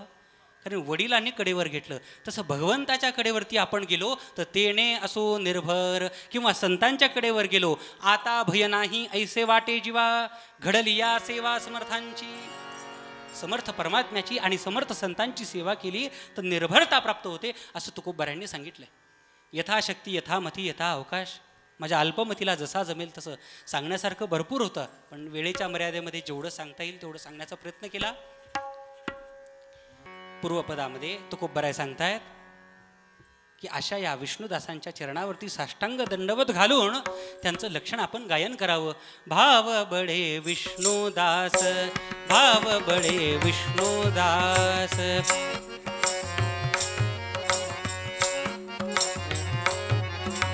नाही नाश पावत, भाव बडे विष्णुदास.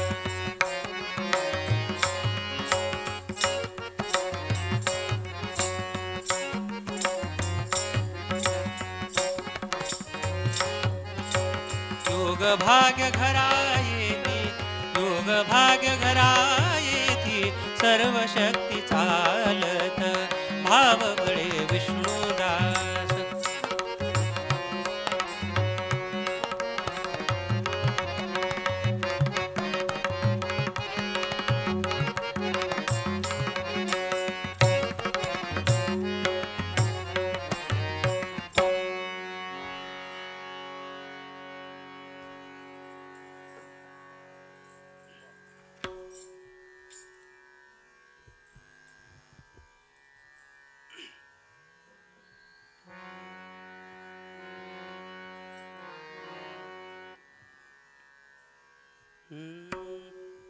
भगवंताच्या नामाचं अनन्य साधारण अशा प्रकारांचं महत्त्व आहे बरं का. नाम संकीर्तनम यस्य सर्व पाप प्रणाशनम, प्रणाम दुःख शमनस्तम नमामि हरिं परम. म्हणून सगळ्यांनी अत्यंत आनंदामध्ये प्रसन्न चित्तानं भगवंताचं टाळी वाजवून नामगायन करायचंय. गोपाल राधा कृष्ण गोविंद गोविंद, गोपाल राधे कृष्ण गोविंद गोविंद.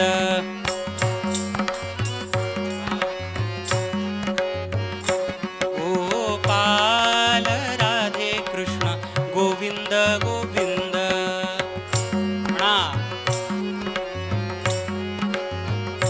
राधे गोविंद गोविंद, राधे गोविंद गोविंद.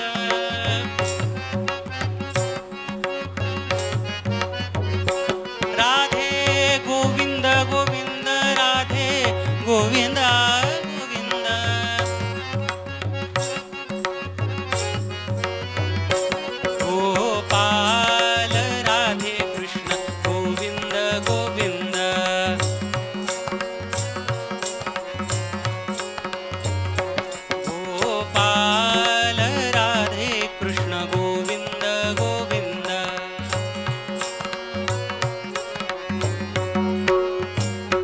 जय जय गुरु महाराज गुरु, जय जय परब्रह्म सद्गुरु।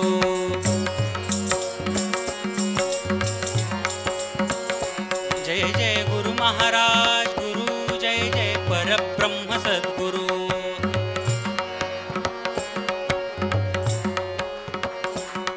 श्रीपाद श्रीवल्लभ नरहरि दत्तात्रेया दिगंबरा, वासुदेवानंद सरस्वती सद्गुरुनाथा कृपा करा।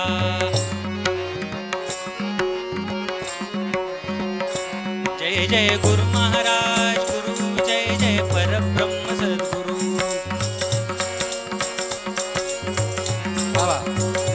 जय जय गुरु महाराज गुरु, जय जय परब्रह्म सद्गुरु। गोपाल कृष्ण भगवान की जय, अवधूत चिंतन श्री गुरुदेव दत्त, पवन पुत्र हनुमान की जय। जय जय रघुवीर समर्थ। ज्या परम पवित्र तीर्थ जननी असणाऱ्या गोदामाईंच्या काठी गौतमी तिरी शालिवाहन राजांसारखे राजे शककर्ते राजे होऊन गेले। कुणाढ्य चिंतामणींसारखी नररत्ने ज्या भूप्रदेशामध्ये घडली, अध्यात्म विद्येच्या बलावरती माऊली महावैष्णव ज्ञानोबारायांनी ज्या ठिकाणी रेड्यामुखी वेद वदविले,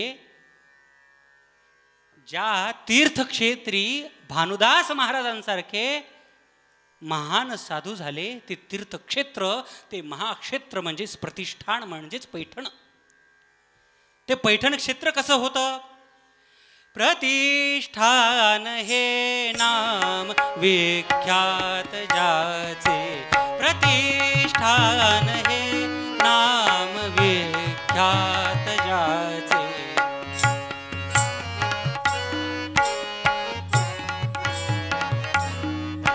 प्रतिष्ठान हे नाम विख्यात ज्याचे, महाक्षेत्र ते तीरत्या गौतमीचे, महाक्षेत्र ते तीरत्या गौतमीचे।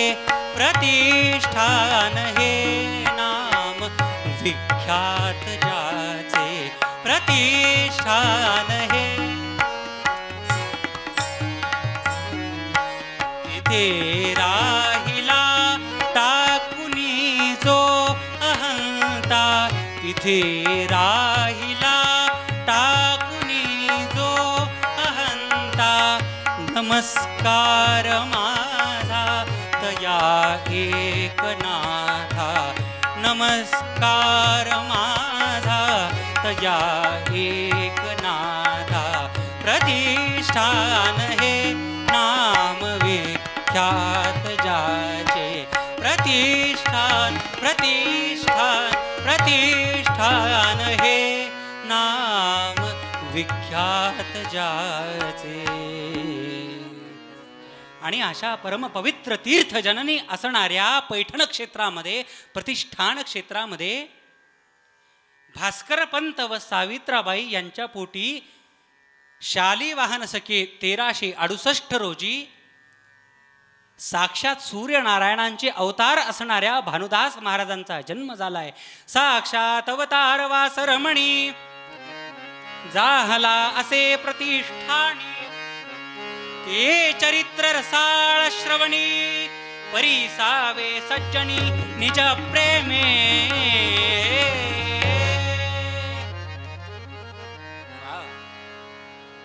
अहो, साक्षात सूर्यनारायणांचा अवतार भानुदास महाराजांचा झालेला आहे। संत कुलोत्पन्नत्वे सती, सदाचार संपन्नत्वे सती, स्वपूर्वजवत निश्चित नियमाचार संपन्नत्वे सती, संतत्वम या न्यायाप्रमाणे आचरण करणाऱ्या कुटुंबामध्ये भानुदास महाराजांचा जन्म झाला आहे। वंदू भानुदास वैष्णवांचे कोळी, वंदू भानुदास वैष्णवांचे कोळी, वंदू भानुदास।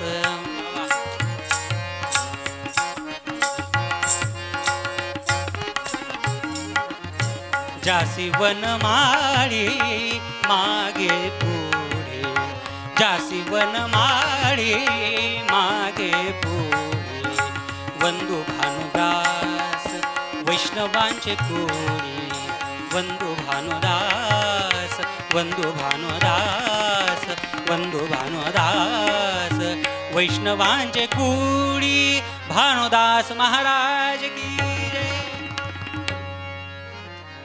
असे भानुदास महाराज त्यांच्या पोटी चक्रपाणी महाराजांचा जन्म झाला. चक्रपाणी महाराजांच्या पोटी बरं का सूर्यनारायण महाराजांचा जन्म झाला आणि त्या सूर्यनारायण महाराजांच्या पोटी फाल्गुन वद्य षष्टीला साक्षात महाविष्णूंचा अवतार असणाऱ्या शांती ब्रह्मसंत श्रेष्ठ नाथांचा जन्म झालाय. भानुदासाचे कुडी महाविष्णूचा अवतार भानुदासाचे कुडी महाविष्णूचा अवतार.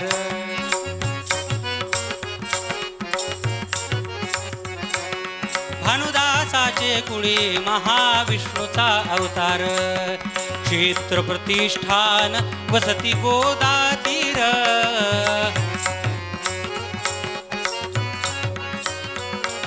क्षेत्र प्रतिष्ठान वसती गोदातीर.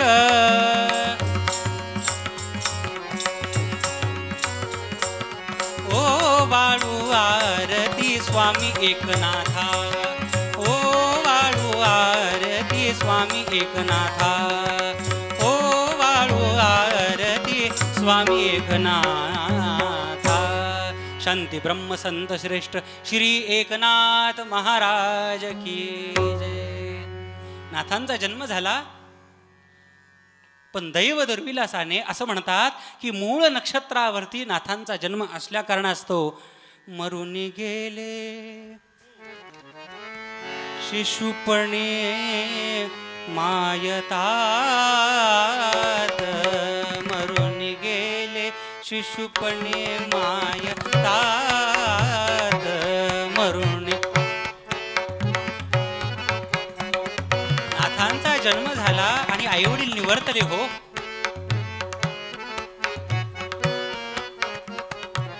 म्हणून झाला पोरका एकनाथ म्हणून झाला पोरका एकनाथ.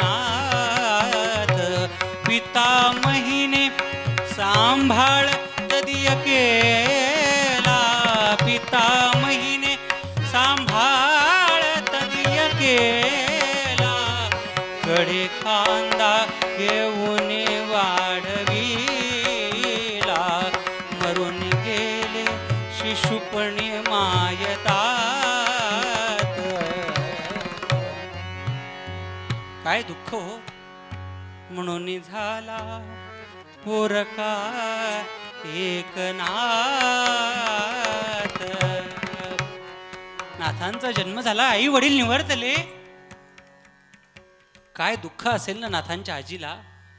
आईनं तारुण्यामध्ये आलेला मुलगा गेला. आईनं तारुण्यातील सुनबाई गेली आणि हे लहानसं मुलगं नवजात शिशू माझ्या पत्रात टाकलं.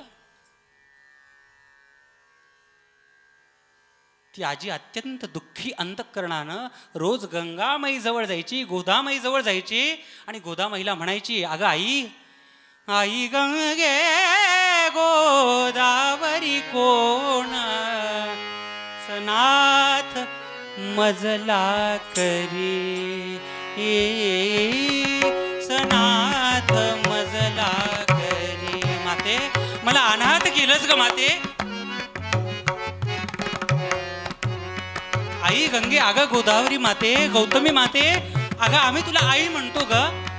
अहो कुपुत्र जायत क्वचिदपि कुमातान भवती. एक वेळ मुलगा वाईट होऊ शकतो का आई पण आई कधी वाईट होत नाही. मग असं असताना माझ्यावरती हा दुःखद प्रसंग का आणला ग माते. सनाथ मजला करी भिस्त माझी अवघी आताया.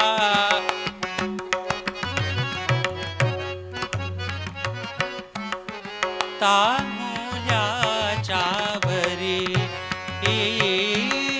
तानुल्याच्या वरी माते आई गंगे गोदावरी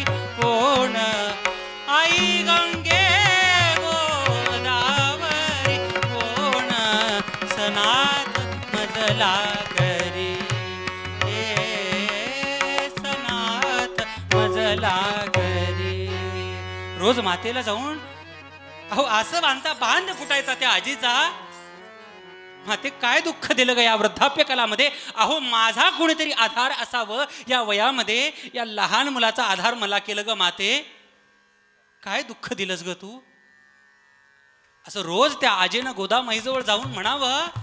आणि एके दिवशी गोदामाई म्हणायला लागली, अरे मुळीन चकरू शोका पोर सामान्य नोहे, विमल हरिपदाचा होय हा भृंग पाहे, सुदिन बघून ठेवी नाम या एकनाथ, तुझ इह परलोकी हा करी गेसनाथ.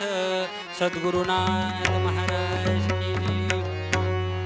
अगं माते, निश्चित तुला दुःख आहे याची जाण मला आहे. पण माते एक लक्षात घे आजी, अगं जो जन्माला आला त्याला मरण निश्चित आहे. जातस्यहि ध्रुव मृत्यू किंवा मृत्युर्जन्मवतां वीर देहेन सहजायते अद्यवाब्द शतान्ते वा मृत्युर्वै प्राणिनां ध्रुवः. श्रीमद भागवतातल्या दशम स्कंदातला श्लोक आहे. आज नाही तर नाही 100 वर्षांना का होईना मृत्यू निश्चित आहे. अहन्य हनिभूतानि गच्छन्ति हयमालयम शेषः स्थावरमिच्छन्ति किमाश्चर्यमतपरम. अगं आजी, मरण निश्चित आहे असं आम्हाला महाभारताने सांगितलंय, भगवद्गीतेने सांगितलंय. जातस्यहि ध्रुव मृत्यू. कबीरदासजी महाराज सांगतायत, दस द्वारे का पिंजरा तामे पंची कोण, रहे को अचरज भय्यो गये अचंबा कोण. माऊली सुद्धा सांगतायत, उपजेते नाशे नाशिले पुनरपी दिसे, हे घटिका यंत्र जैसे परिभ्रमेगा. गदिमा सुद्धा सांगतात, जरा मरण यातून सुटला कोण प्राणी जात, दुःख मुक्त जगला कारे कुणी जीवनात, वर्धमान ते चाले मार्गरेक्ष याचा, पराधीन आहे जगती पुत्र मानवाचा, दोष ना कुणाचा. माते, जरा मरण यातून सुटला. अहो कोण जन्म मरणातून फेऱ्यातून चुकलंय. निश्चित तुला दुःख आहे, पण त्या दुःखाबरोबर एक सुख मात्र तुझ्या आयुष्यात आले. अहो मुळी न चकरी शोका पोर सामान्य नो हे. आजी, अगं तुझ्या पदरात हे भगवंतानी जे काही मूल टाकलंय ते सामान्य नाहीये. विमल हरिपदाचा होय हा भृंग पाहे. मग काय कर, सुदिन बघून ठेवी नाम या एकनाथ, सुदिन बघून ठेवी नाम या एकनाथ, तुझ इह परलोकी हा करी गेसनाथ. गंगा मातेनं सांगितलं, अगं माते, तुला या जन्मात सनाथ काय, तुला इह लोकात आणि परलोकात सुद्धा हा मुलगा सनाथ करेल. नवे नवे तुमच्या 42 पड्यांचा उद्धार केल्याशिवाय हा मुलगा राहणार नाही. आणि मग एकनाथ असं या बाळाचं नाव ठेव, असं गंगा मातेनं दृष्टांत दिला.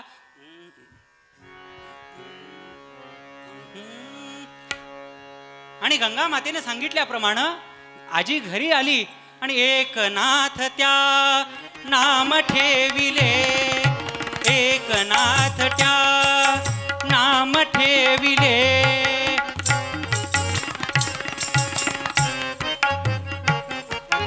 एकनाथ त्या, एकनाथ त्या नाव ठेविले, बाळ पैठणी वाढू लागले.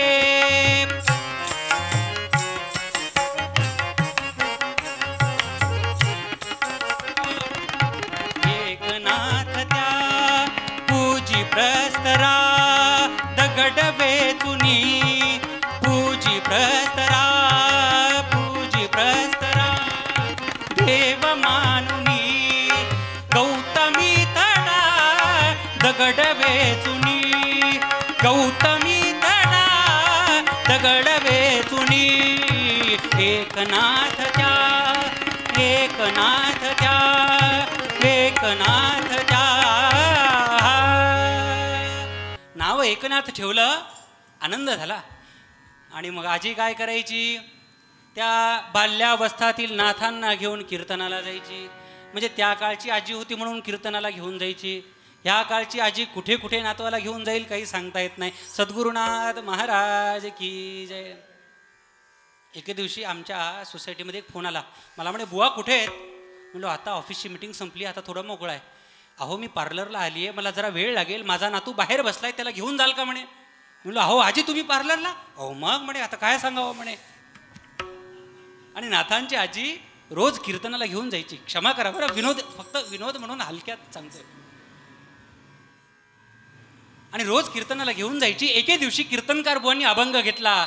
सद्गुरु वाचोनी सापडे ना सोय, सद्गुरु वाचोनी सापडे ना सोय.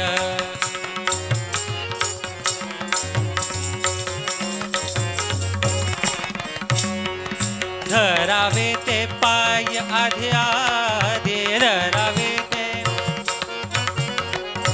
धरावे ते पाय आधी आधी, सद्गुरु वाचोनी सापडे ना सोय, सद्गुरु वाचोनी सापडे ना सोय, सापडे ना सोय, सापडे ना सोय. अहो सद्गुरु वाचुनी सापडे ना सोय. कीर्तनकारांनी सांगितलं, अहो पंचमहाभूतांपासून प्राप्त आणि पंच विषयांचं अधिष्ठान असणाऱ्या या देहाला, या जीवाला इति कर्तव्यता प्राप्त करून घ्यायची असेल, स्वस्वरूपाचं ज्ञान प्राप्त करून घ्यायचं असेल, अधेयता निरपित यत अज्ञानं प्रतीयते तस्य बाधाः नाम अंताः येई भक्त्या क्रियते ते संताः.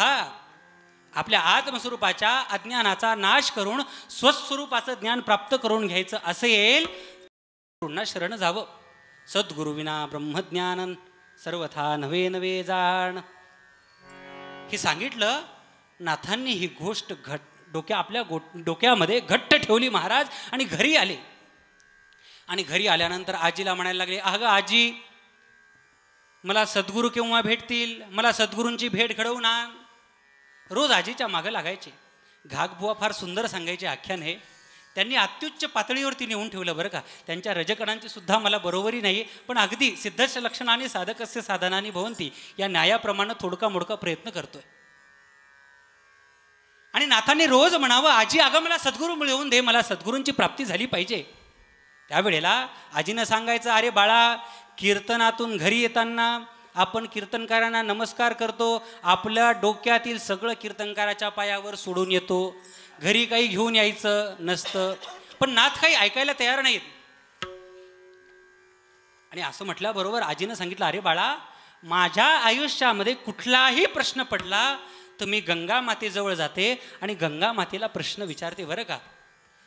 तुला पण सद्गुरूंची प्राप्ती करायची असेल, गंगा मातेजवळ जा आणि गंगा मातेला प्रश्न विचार की माझे सद्गुरू कुठे मिळतील.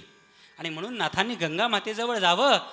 भेटीव मला झणे सद्गुरु गंगे हरिदाविल ऐसा, हरिदाविल ऐसा. भेटीव मला झणे सद्गुरु गंगे हरिदाविल ऐसा, हरिदाविल ऐसा.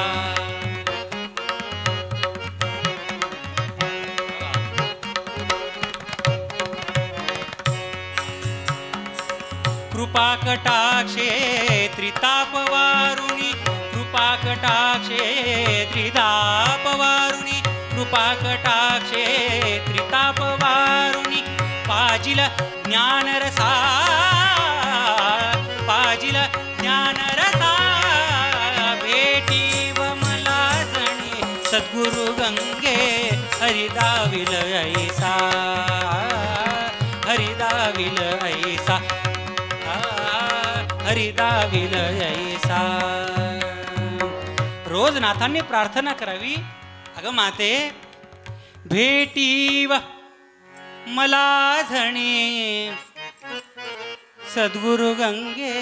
माते अगं मला सद्गुरू केव्हा भेटतील, हरिदाविल ऐसा. अहो हरिप्राप्तीसी उपाय धरावे संतांचे ते पाय, मला भगवंताची प्राप्ती करून देणारा. मला त्या अनंत कोटी ब्रह्मांड नायक असणाऱ्या सच्चिदानंद रूपाय विश्वोत्पत्त्यादी हेतवे भगवंताची प्राप्ती करून देणारे मला सद्गुरू केव्हा भेटतील? हरिदाविल ऐसा. अहो माते, कृपा कटाक्षे त्रितापवारुणी कृपा कटाक्षे. माते, अहो ज्यांच्या केवळ कृपा कटाक्षानं आधिदैविक आधिभौतिक आध्यात्मिक या त्रिविध तापांची आत्यंतिक निवृत्ती होईल असे सद्गुरू मला केव्हा भेटतील? कृपा कटाक्षे त्रितापवारुणी पाजिल ज्ञानरसा. आत्मस्वरूपाचा ज्ञानाचं पाजणारे मला संत केव्हा भेटतील? सद्गुरू केव्हा भेटतील? अधेयता निरपित यद अज्ञानम प्रतीयते तस्य बाधाः नाम अंताः यै भक्त्या क्रियते ते संताः. माते, मला आत्मस्वरूपाचं ज्ञान प्राप्त करून देणारे संत केव्हा भेटतील? सद्गुरू केव्हा भेटतील? रोज नाथांनी प्रार्थना करावी. एक दिवस असं झालं की गंगा मातेनं नाथांची प्रार्थना ऐकली आणि नाथांना दृष्टांत दिला. जवळ येथुनी जवळ येथून दौलताबाद एक. जवळ येथून जवळ येथून दौलताबाद एक. ग्राम आहे तव गुरु तीर्थ देख देख हो. ग्राम आहे तव गुरु तीर्थ देख. जवळ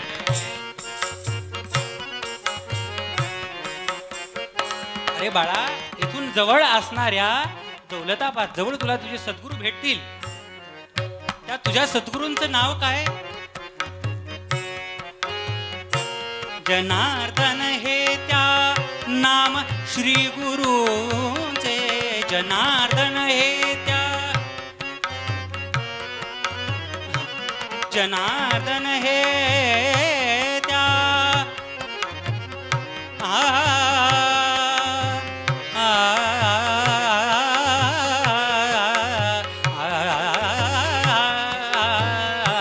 जनार्दन हे त्या नाम श्री गुरुचे.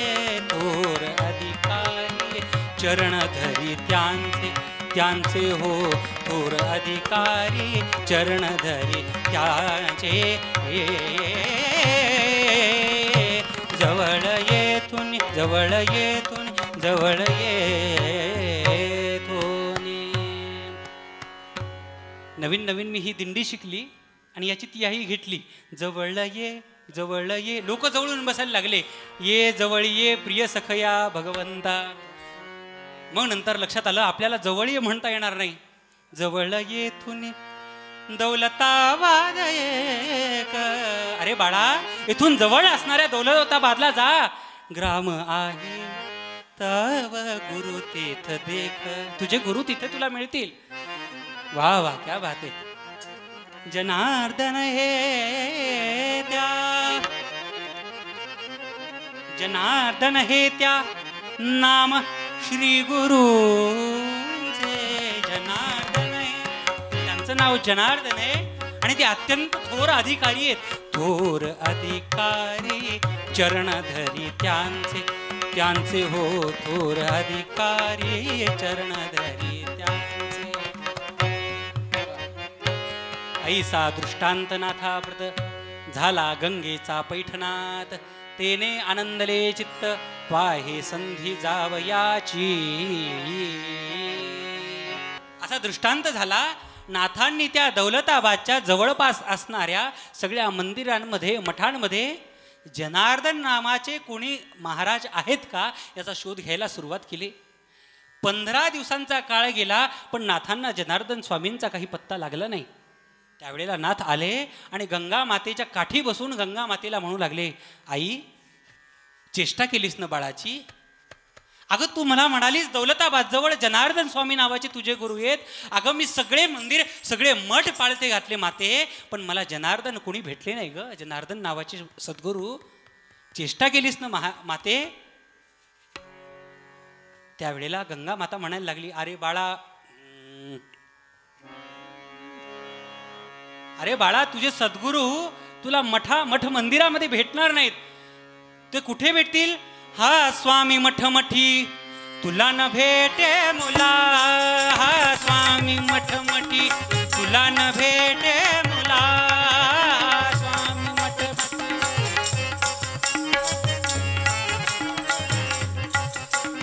तुला न भेटे मुला.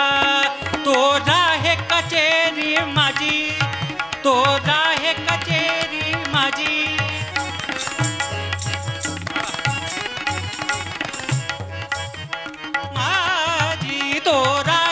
कचेरी माझी किल्ल्यात सुभाये थल्या. स्वामी मठी तुला न भेटे मुला.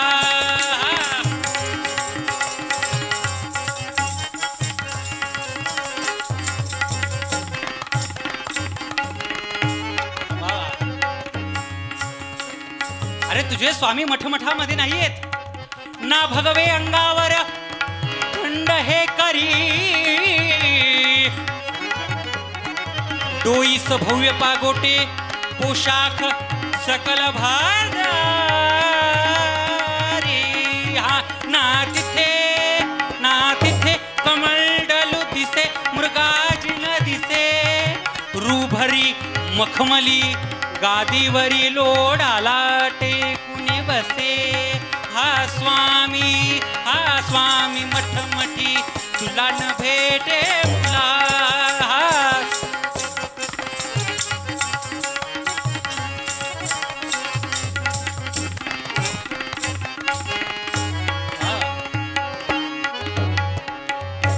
सांगितलं, अरे बाबा, ना भगवे अंगावर दंड हे करी.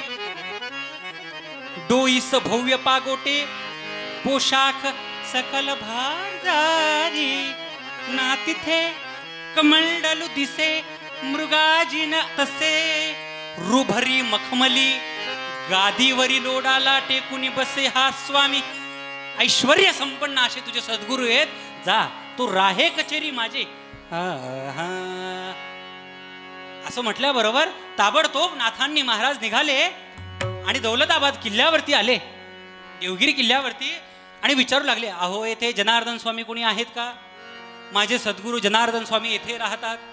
असं म्हटल्याबरोबर सगळ्या द्वारपालानं सांगितलं, अरे बाळा, हा काय मठ नाही, हे काय मंदिर नाहीये, इथं कोणी स्वामी राहत नाहीये. स्वामी जंगम फकीर बेटा, स्वामी जंगम फकीर बेटा, स्वामी जंगम फकीर बेटा,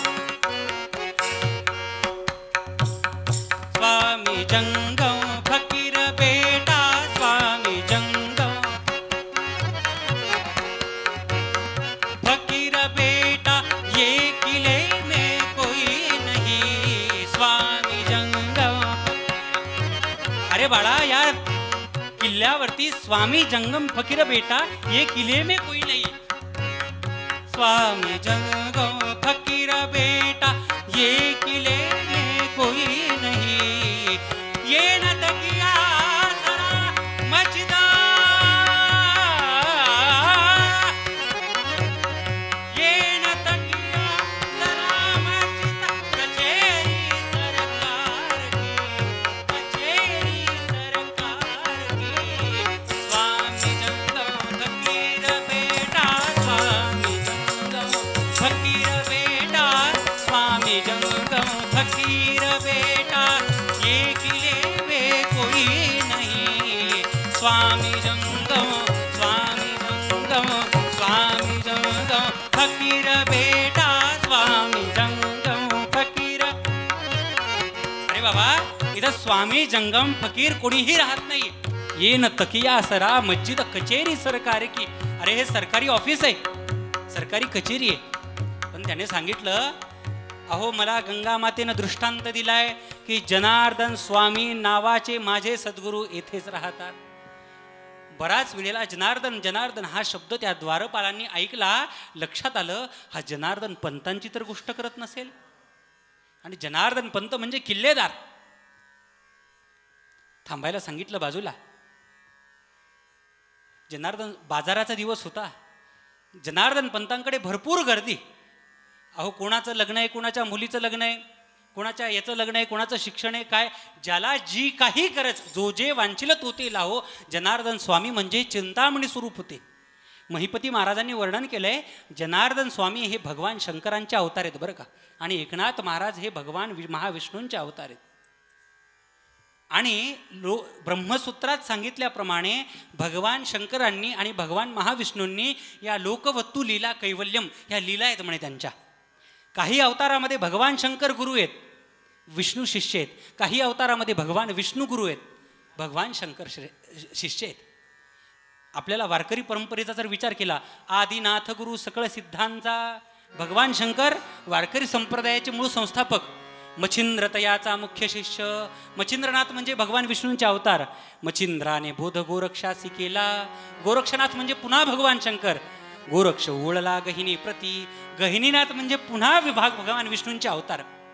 गहिनी प्रसादे निवृत्ती दातार, ब्रह्मगिरीला निवृत्ती ज्ञानदेव सोपान मुक्ताबाई प्रदक्षिणा करत असताना गहिनीनाथ महाराजांनी म्हणजेच विष्णूंनी वाघाचं रूप धारण केलं आणि निवृत्तीनाथ महाराजांना गुफेत घेऊन गेले आणि अनुग्रह दिला.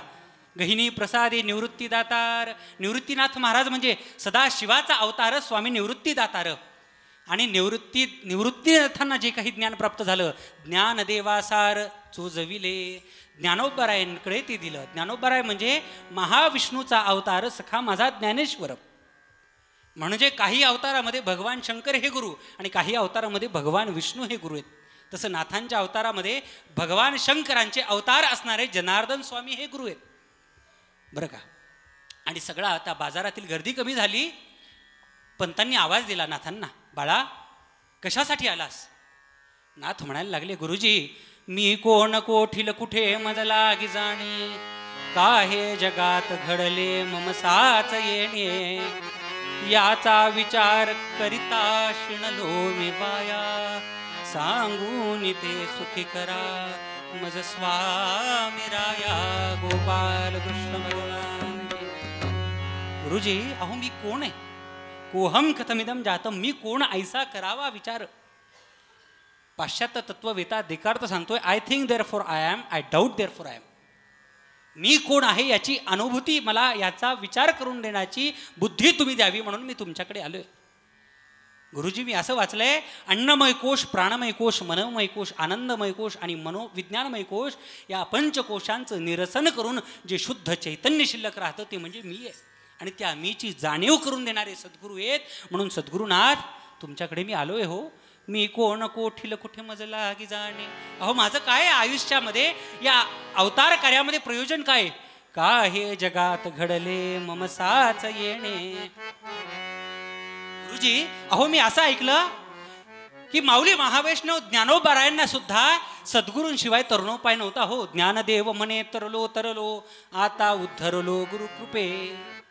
ज्ञानोबरायांनी सद्गुरूंना शरण गेले. नामदेव राय जे रोज भगवान पांडुरंगाला नैवेद्य दाखवायचे, भगवंताशी बोलायचे, पण गोरोबा काकांनी नामदेवरायांना कच्चं ठरवलं. त्यावेळेला नामदेवराय देवाला भांडायला गेले, अरे पांडुरंगा मी रोज तुमच्याशी बोलतो आणि मला सगळे संत कच्चं म्हणायला लागले. त्यावेळेला नामा म्हणे भगवंतासी, भगवंत तरी प्रत्यक्षतासी, हरी विनविनामयासी, सद्गुरु विनाचा अड नाही. अरे नामा तू अजून सद्गुरूंचा अनुग्रह केलेला नाहीयेस म्हणून तू कच्चा आहेस. मग काय कर, औंढा नागनाथ क्षेत्री जा, तिथे विसोबा खेचर नावाचे महान साधू आहेत. तेने विसा खेचर केला गुरु, तेव्हा झाला पूर्ण ब्रह्म साक्षात्कारू. 1400 वर्ष तपश्चर्यात भूमिका करणाऱ्या चांगदेवांना बाल्यावस्थातल्या मुक्ताबाईला शरण जाण्याची इच्छा प्राप्त केली. चांगदेव म्हणे धन्य जन्मा आलो, गुरुपुत्र झालो मुक्ताईचा. आणि म्हणून गुरु महाराज मोठमोठ्या अधिकारींनी सुद्धा आपल्या जीवनाचा उद्धार करण्यासाठी सद्गुरूंच्या पायांशी लोळण घातले. म्हणून मी माझ्या स्वची प्राप्ती करून देणारे आणि माझ्या जीवनाची इति कर्तव्यता प्राप्त करून देण्यासाठी गुरुजी मी तुम्हाला शरण आलोय. जनार्दन स्वामींच्या लक्षात आलं नाथांचा अधिकार फार मोठा आहे. बाळा तुला माझ्याकडे राहायचं असेल तर इथली सगळी कामं करावी लागतील. काय काय सेवा केली महिपती महाराजांनी असं वर्णन केलंय की नाथ महाराज रोज जनार्दन स्वामींचे पाय चिपायचे, पाय दाबायचे. आणि एके दिवशी जनार्दन स्वामी नाथांना सांगायचं विसरले की नाथा आता पुरे झालं, आता झोपा. विसरले आणि झोप लागली, डोळा लागला. आणि सकाळी ब्रह्ममुहूर्तावरती उठून बघतायत तर काय, नाथ महाराज रात्रभर पाय दाबत बसलेले. महिपती महाराज पुढे वर्णन करतायत, अहो जनार्दन स्वामींनी जिथे शौचाला जावं ती जागा शेणानं सारवून रांगोळी काढून ठेवावी एवढी सेवा केली म्हणे. अहो आपल्या देहाची समिधा करून सद्गुरूंकडे जावं असं आम्हाला शास्त्र सांगतं. एवढी सेवा केली. अहो एक वेळ असा प्रसंग घडला की दौलताबाद राज्यावरती शत्रूंचं आक्रमण झालं आणि सगळे सैनिक बोलवायला आले की अहो पंत चलिये, पंत चलिये, शत्रु का आक्रमण हुआ है, पंत चलिये. पण त्यावेळेला जनार्दन पंत भावसमाधीमध्ये होते. नाथांना लक्षात आलं की आपल्या गुरुजींची भावसमाधी मोडेल. त्यावेळेला नाथ बाल्यावस्थातले नाथ महाराज आहेत, आत गेले, जनार्दन पंतांचे कपडे घातले आणि जनार्दन स्वामींचं रूप धारण करून युद्धाला गेले आणि युद्ध जिंकून आले. दुसऱ्या दिवशी राजानं जनार्दन स्वामींचा सत्कार समारंभ ठेवला. सांगितलं पंत तुम्हाला काय जहागिरी पाहिजे असेल, काय हिरे माणिक सोनं नाणं काय पाहिजे असेल सांगा, मी द्यायला तयार आहे. पण काल तुम्ही जो काही पराक्रम केला त्याच्यावरती आम्ही प्रचंड खुश आहोत. जनार्दन स्वामींना काही लक्षात येत नाही, काल मी काहीच पराक्रम केलेला नाहीये. पण जनार्दन स्वामींनी डोळे लावले, अंतरज्ञानानं बघितलं, लक्षात आलं हे नाथांचं काम आहे, काय सेवा करावी हो. एक दिवस नाथांची आपल्याला कथा माहिती आहे, नाथांना 2 पैशांचा हिशोब लागत नव्हता. रात्रभर नाथांनी जागले आणि सकाळी सकाळी हिशोब लागल्याबरोबर नाथांनी जोरात टाळी वाजवल्याबरोबर जनार्दन स्वामींची झोप मोडली. जनार्दन स्वामी विचारतायत, बाळा काय करतोयस? सांगितलं गुरुजी अहो 2 पैशांचा हिशोब लागत नव्हता, आता तो हिशोब लागला आणि म्हणून मला आनंद झाला आणि त्या आनंदाच्या भरात मी टाळी वाजवली. हे पाहिल्याबरोबर जनार्दन स्वामींचा कंठ भरून आला. महाराज जवळ घेतलं, गुरुकंठ भरोने आला, गुरुकंठ भरोने आला, पाहून नाथ तोषाला ते धबा. गुरुकंठ भरोने आला, गुरुकंठ भरोने आला, पाहून नाथ तोषाला ते धबा. घेऊन जवळ नाथाला, जवळ नाथाला, कुरवाळून त्या मुख कमला ते धबा, कुरवाळून त्या मुख कमला ते धबा. अरे बाळा म्हणतात ऐक रे बाळा, हा व्यर्थ आनंदची सगळा, शोधून काढ घन निळा, मग मात्र सदा तू डुलसी, सदा तू डुलसी, आनंद कठीण भवतरसी ते धबा, आनंद कठीण भवतरसी ते धबा, ते धबा, ते धबा. पंतांनी जवळ घेतलं, गुरुकंठ भरोनी आला, पाहुणे नाथ तोषाला. नाथांना जवळ घेतलं, घेऊन जवळ नाथाला, कुरवाळून त्या मुख कमला ते धबा. अरे बाळा तुला हा जो आनंद झालाय हा व्यर्थ आनंदाची सगळा. मान्य आहे तुला आनंद झाला, पण खरा आनंद कशात आहे? शोधून काढ घन निळा, मग मात्र सदा तू डुलसी, सदा तू डुलसी, आनंद कठीण भवतरसे ते धबा. सांगितलं. आणि अरे जीवानं ब्रह्माचा शोध घेतला पाहिजे, जीव ब्रह्मपदाला कसा जाईल याचा विचार केला पाहिजे. मग काय कर, उद्यापासून तुला भावसमाधीचा अभ्यास शिकवतो, भावसमाधीचा अभ्यास कर. शेवटी नाथांनी शूलभंजन पर्वतावरती जावं आणि भावसमाधीचा अभ्यास करावा. आणि समाधी लावल्याबरोबर नाथांना ऊन वारा पावसाचा त्रास होऊ नये म्हणून नाथ बाबांची समाधी लागल्याबरोबर एक महाकाय नाग यायचा, नाथांच्या शरीराला वेटोळे घालायचा, नाथांच्या मस्तकावरती फणा काढायचा आणि नाथांना ऊन वारा पावसाचा त्रास होऊ नये म्हणून तो समाधी उतरेपर्यंत राहायचा आणि समाधी उतरायच्या आधी निघून जायचा. रोजचा क्रम. एक दिवस त्या डोंगराच्या पायथ्याशी राहणाऱ्या ग्रामस्थाला वाटलं की एक लहान बालक भगवंताची उपासना करण्याकरता शूलभंजन पर्वतावरती जाते, आपण त्याला पाणी नेऊन द्यावे. म्हणून घागरेमध्ये पाणी घेतलं आणि तो पाणी नेऊन द्यायला गेला आणि बघतोय तर काय, समोर तो महाकाय नाग. नाथांच्या शरीराला वेटोळे घालून बसलेला आहे आणि फडा काढून तो नाथांच्या मस्तकावरती बसलेला आहे. असं पाहिल्याबरोबर त्याच्या हातातून घागर पडली महाराज आणि घागरेच्या आवाजानं नाथांची समाधी भंग पावली. भंग पावल्याबरोबर नाथ बघतायत काय तर महाकाय नागानं आपल्या शरीराला वेटोळे घातले. त्यावेळेला नाथ महाराजांनी एक अभंग लिहिला महाराज. आम्हा डंखू आला काळ, आम्हा डंखू आला काळ,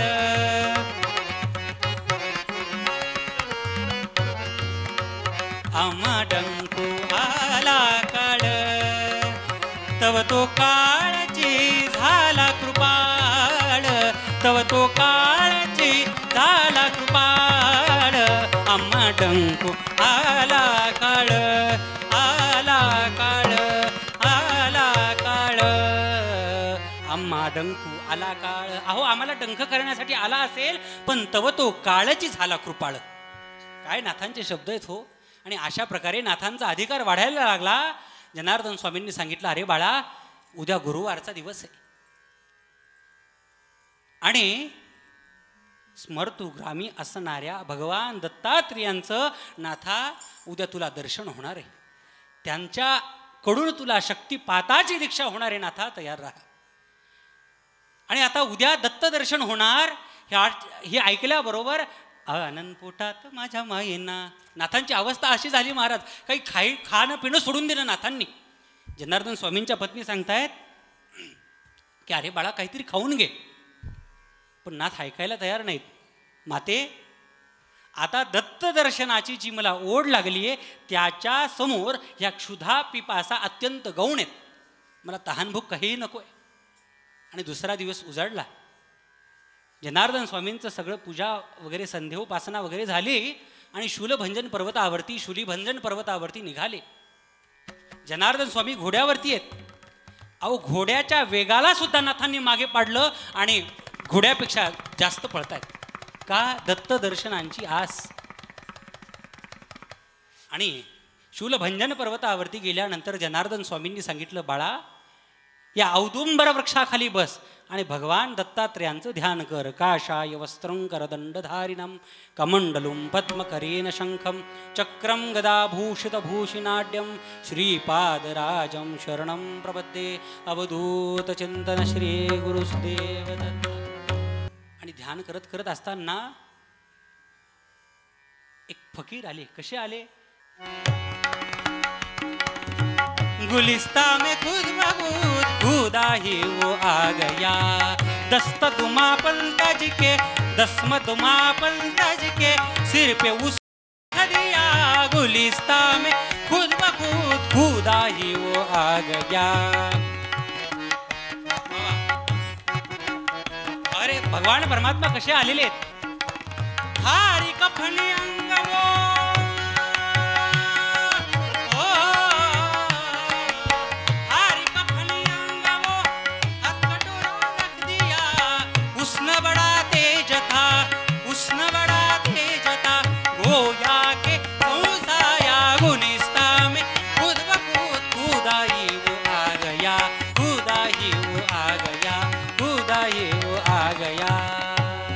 परमात्मा आलेले अवधूत चिंतन श्री गुरुदेव दत्त. आणि फकीर आल्याबरोबर जनार्दन पंतांनी साष्टांग दंडवत घातला.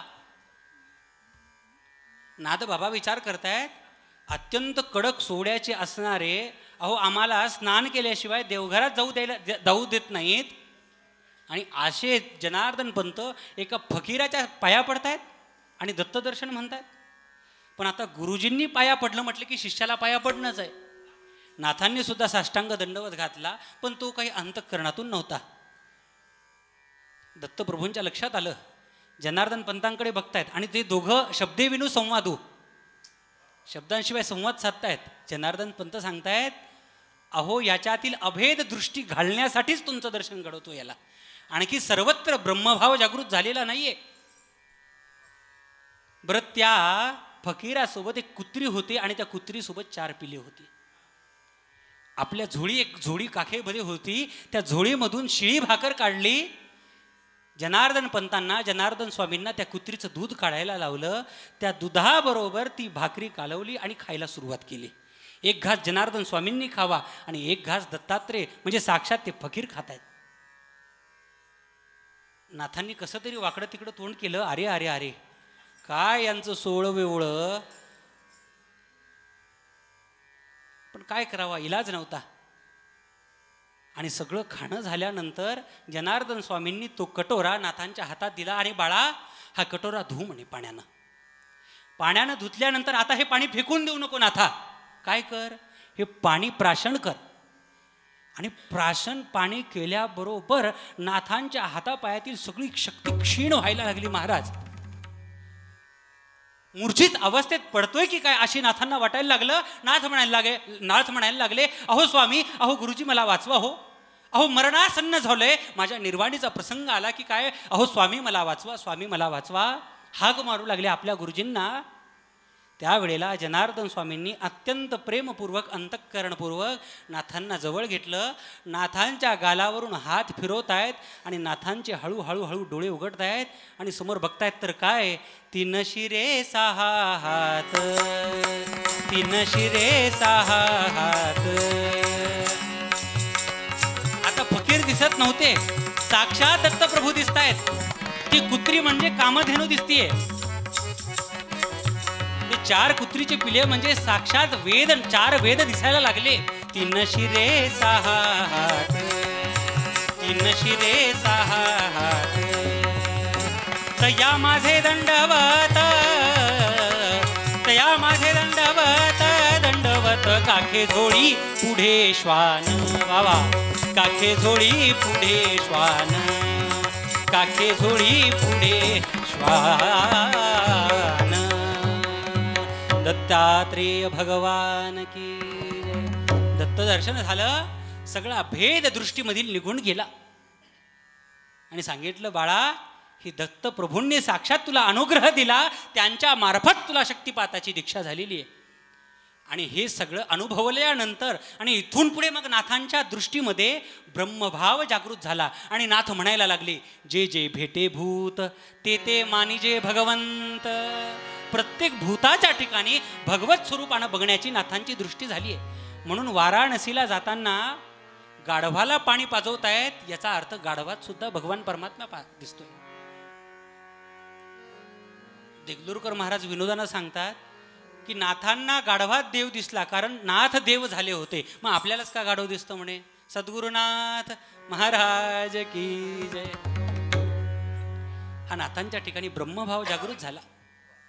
पुढे नाथांनी आपल्या सद्गुरूंच्या आज्ञेप्रमाणे वैजापूर येथील गिरिजा देवींसोबत विवाह केला आणि सानंदम सदनम स्वतःस्य सुधी आदर्श गृहस्थाश्रम चालू केला. बरं का. आणि गिरिजा देवी सुद्धा आदर्श कुलवधू कशी असाव्या याच्या उदाहरण. अभ्युत्थानमुपागते गृहपतो तद्भाषणे नम्रता तत्पादार्पित दृष्टिरासन विदेस्तस्योपचर्या स्वयं सूक्ते तत्र शये च तत्प्रथमतः जह्याश्च शय्यामिति प्राचे पुत्री निवेदिता कुलवधू सिद्धांत धर्मा अमी. आदर्श प्रपंच आणि आदर्श परमार्थ कसा करावा हे संपूर्ण विश्वाला, संपूर्ण जगाला कोणी दाखवून दिला असेल तर ते शांती ब्रह्मसंत श्रेष्ठ नाथबाबांनी आणि गिरिजा देवींनी. मग मला सांगा, नाथांसारख्या सुद्धा महाविष्णूचे अवतार असणारे नाथबाबा पण संतांना शरण गेले, सद्गुरूंना शरण गेले, विष्णुदासांना शरण गेले, अंतःकरणपूर्वक भावपूर्वक त्यांची सेवा केली. योग भाग्य भरा येती सर्व शक्ती चालत. अहो साक्षात भगवान दत्तात्रेय नाथांकडे चालून आले. हे विष्णुदासांचं, संतांचं, सद्गुरूंचं महत्व आहे. म्हणून तुकोबाराय पूर्वपदामध्ये सांगतात, रे ना तुका म्हणे कडे बैसो, तुका म्हणे कडे बैसो,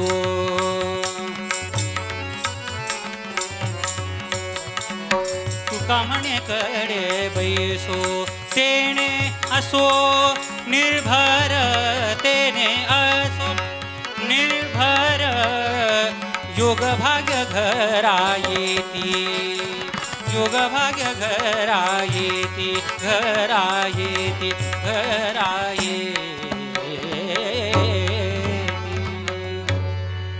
वास्तविक ही माझी तशी पाहिली तर पुण्यातली दुसरी तिसरी नारदीय कीर्तनाची सेवा असेल आणि नारदीय परंपरेत अगदी नवा आहे बरं का. त्या सगळ्यांनी सांभाळून घेतलं आणि अत्यंत सुंदर मला आशीर्वाद देण्यासाठी साथ करण्यासाठी अत्यंत सुंदर साथ करण्यासाठी दोन्ही साथीदार त्यांच्याही चरणावरती साष्टांग दंडवत करतो. आणि तुम्ही श्रोते महेशाच्या मूर्ती या न्यायाप्रमाणे सगळ्यांना भगवत स्वरूप मानून सगळ्यांच्या ठिकाणी साष्टांग दंडवत करतो. आणि आयोजकांनी देशपांडे बुवांनी जी काही संधी दिली आणि आमचे विकास बुवा डिग्रजकर यांच्यामार्फत जी काही ही सेवा आली त्या सर्वांच्या चरणावरती अंघ्रिकमलावरती पादपद्मावरती अत्यादराने मस्तक नमवतो.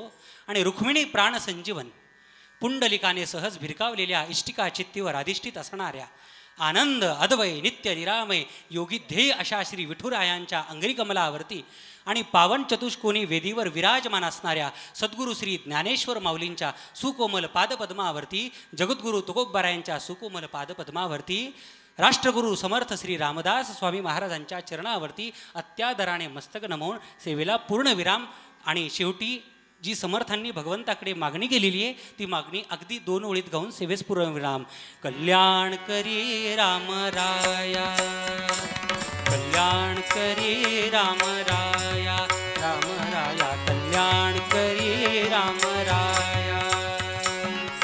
जनहित विवरी जनहित विवरी जनहित विवरी जनहित विवरी जनहित विवरी जनहित विवरी.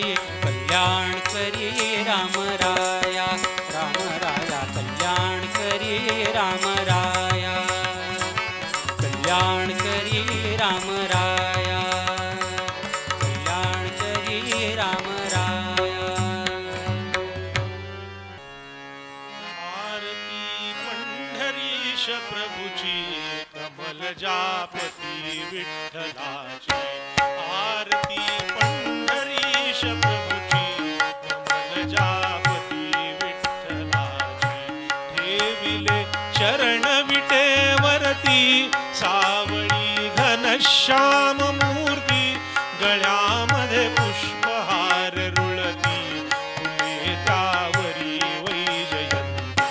लागला पंचबाण जासी असे जे वदन कमल समनय. हरपले भान पाहताची तुम्ही ही माय अनाथाची. आरती पंढरीश प्रभुची कमल जापती विठ्ठलाची. कटीला पीतांबर कसिला कस्तुरी तिलक भव्य भाला. मितीना अभिर गुलाला दर्शना संत संघ आला. झिल्लरी काळ वाजताना नाचती भक्त प्रेम अत्यंत. गुंतले चित्त हरी पायी गणूला पाव विठाबाई. आरती पंढरीश प्रभुची कमल जापती विठ्ठलाची. आरती ज्ञान राजा महाकैवल्य तेजा सेवती साधू संत मनू वेधिला माझा. आरती ज्ञान राजा लोपले हे ज्ञान जगीत नेणते कोणी अवतार पांडुरंग. नाव ठेविले ज्ञानी आरती ज्ञान राजा. प्रकट गुह्य बोले विश्व ब्रह्मची ठेरे रामा जनार्दने. चरणी मस्तक ठेविले आरती ज्ञान राजा. आरती तुकारामा स्वामी सद्गुरु धाम सच्चिदानंद मूर्ती. पाय दाखवी आमा आरती तुकारामा. राघवे सागरात पाषाण तारले कौतुक तुकोबाचे. अभंग रक्षिले आरती तुकारामा. तुकिता तुलनेसी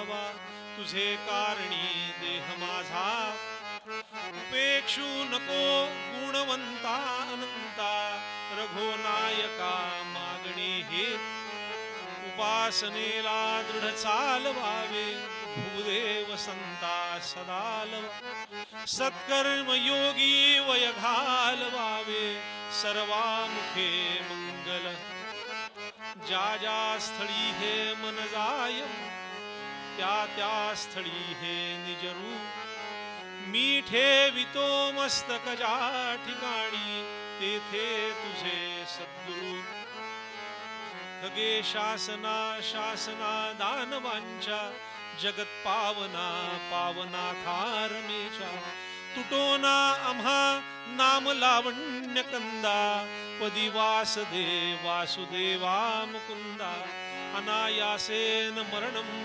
विना दैन्ये हि जीवनं देहि मे कृपया कृष्ण तव भक्ति अचंचलम पंढरीनाथ भगवान की जय जय रघुवीर समर्थ।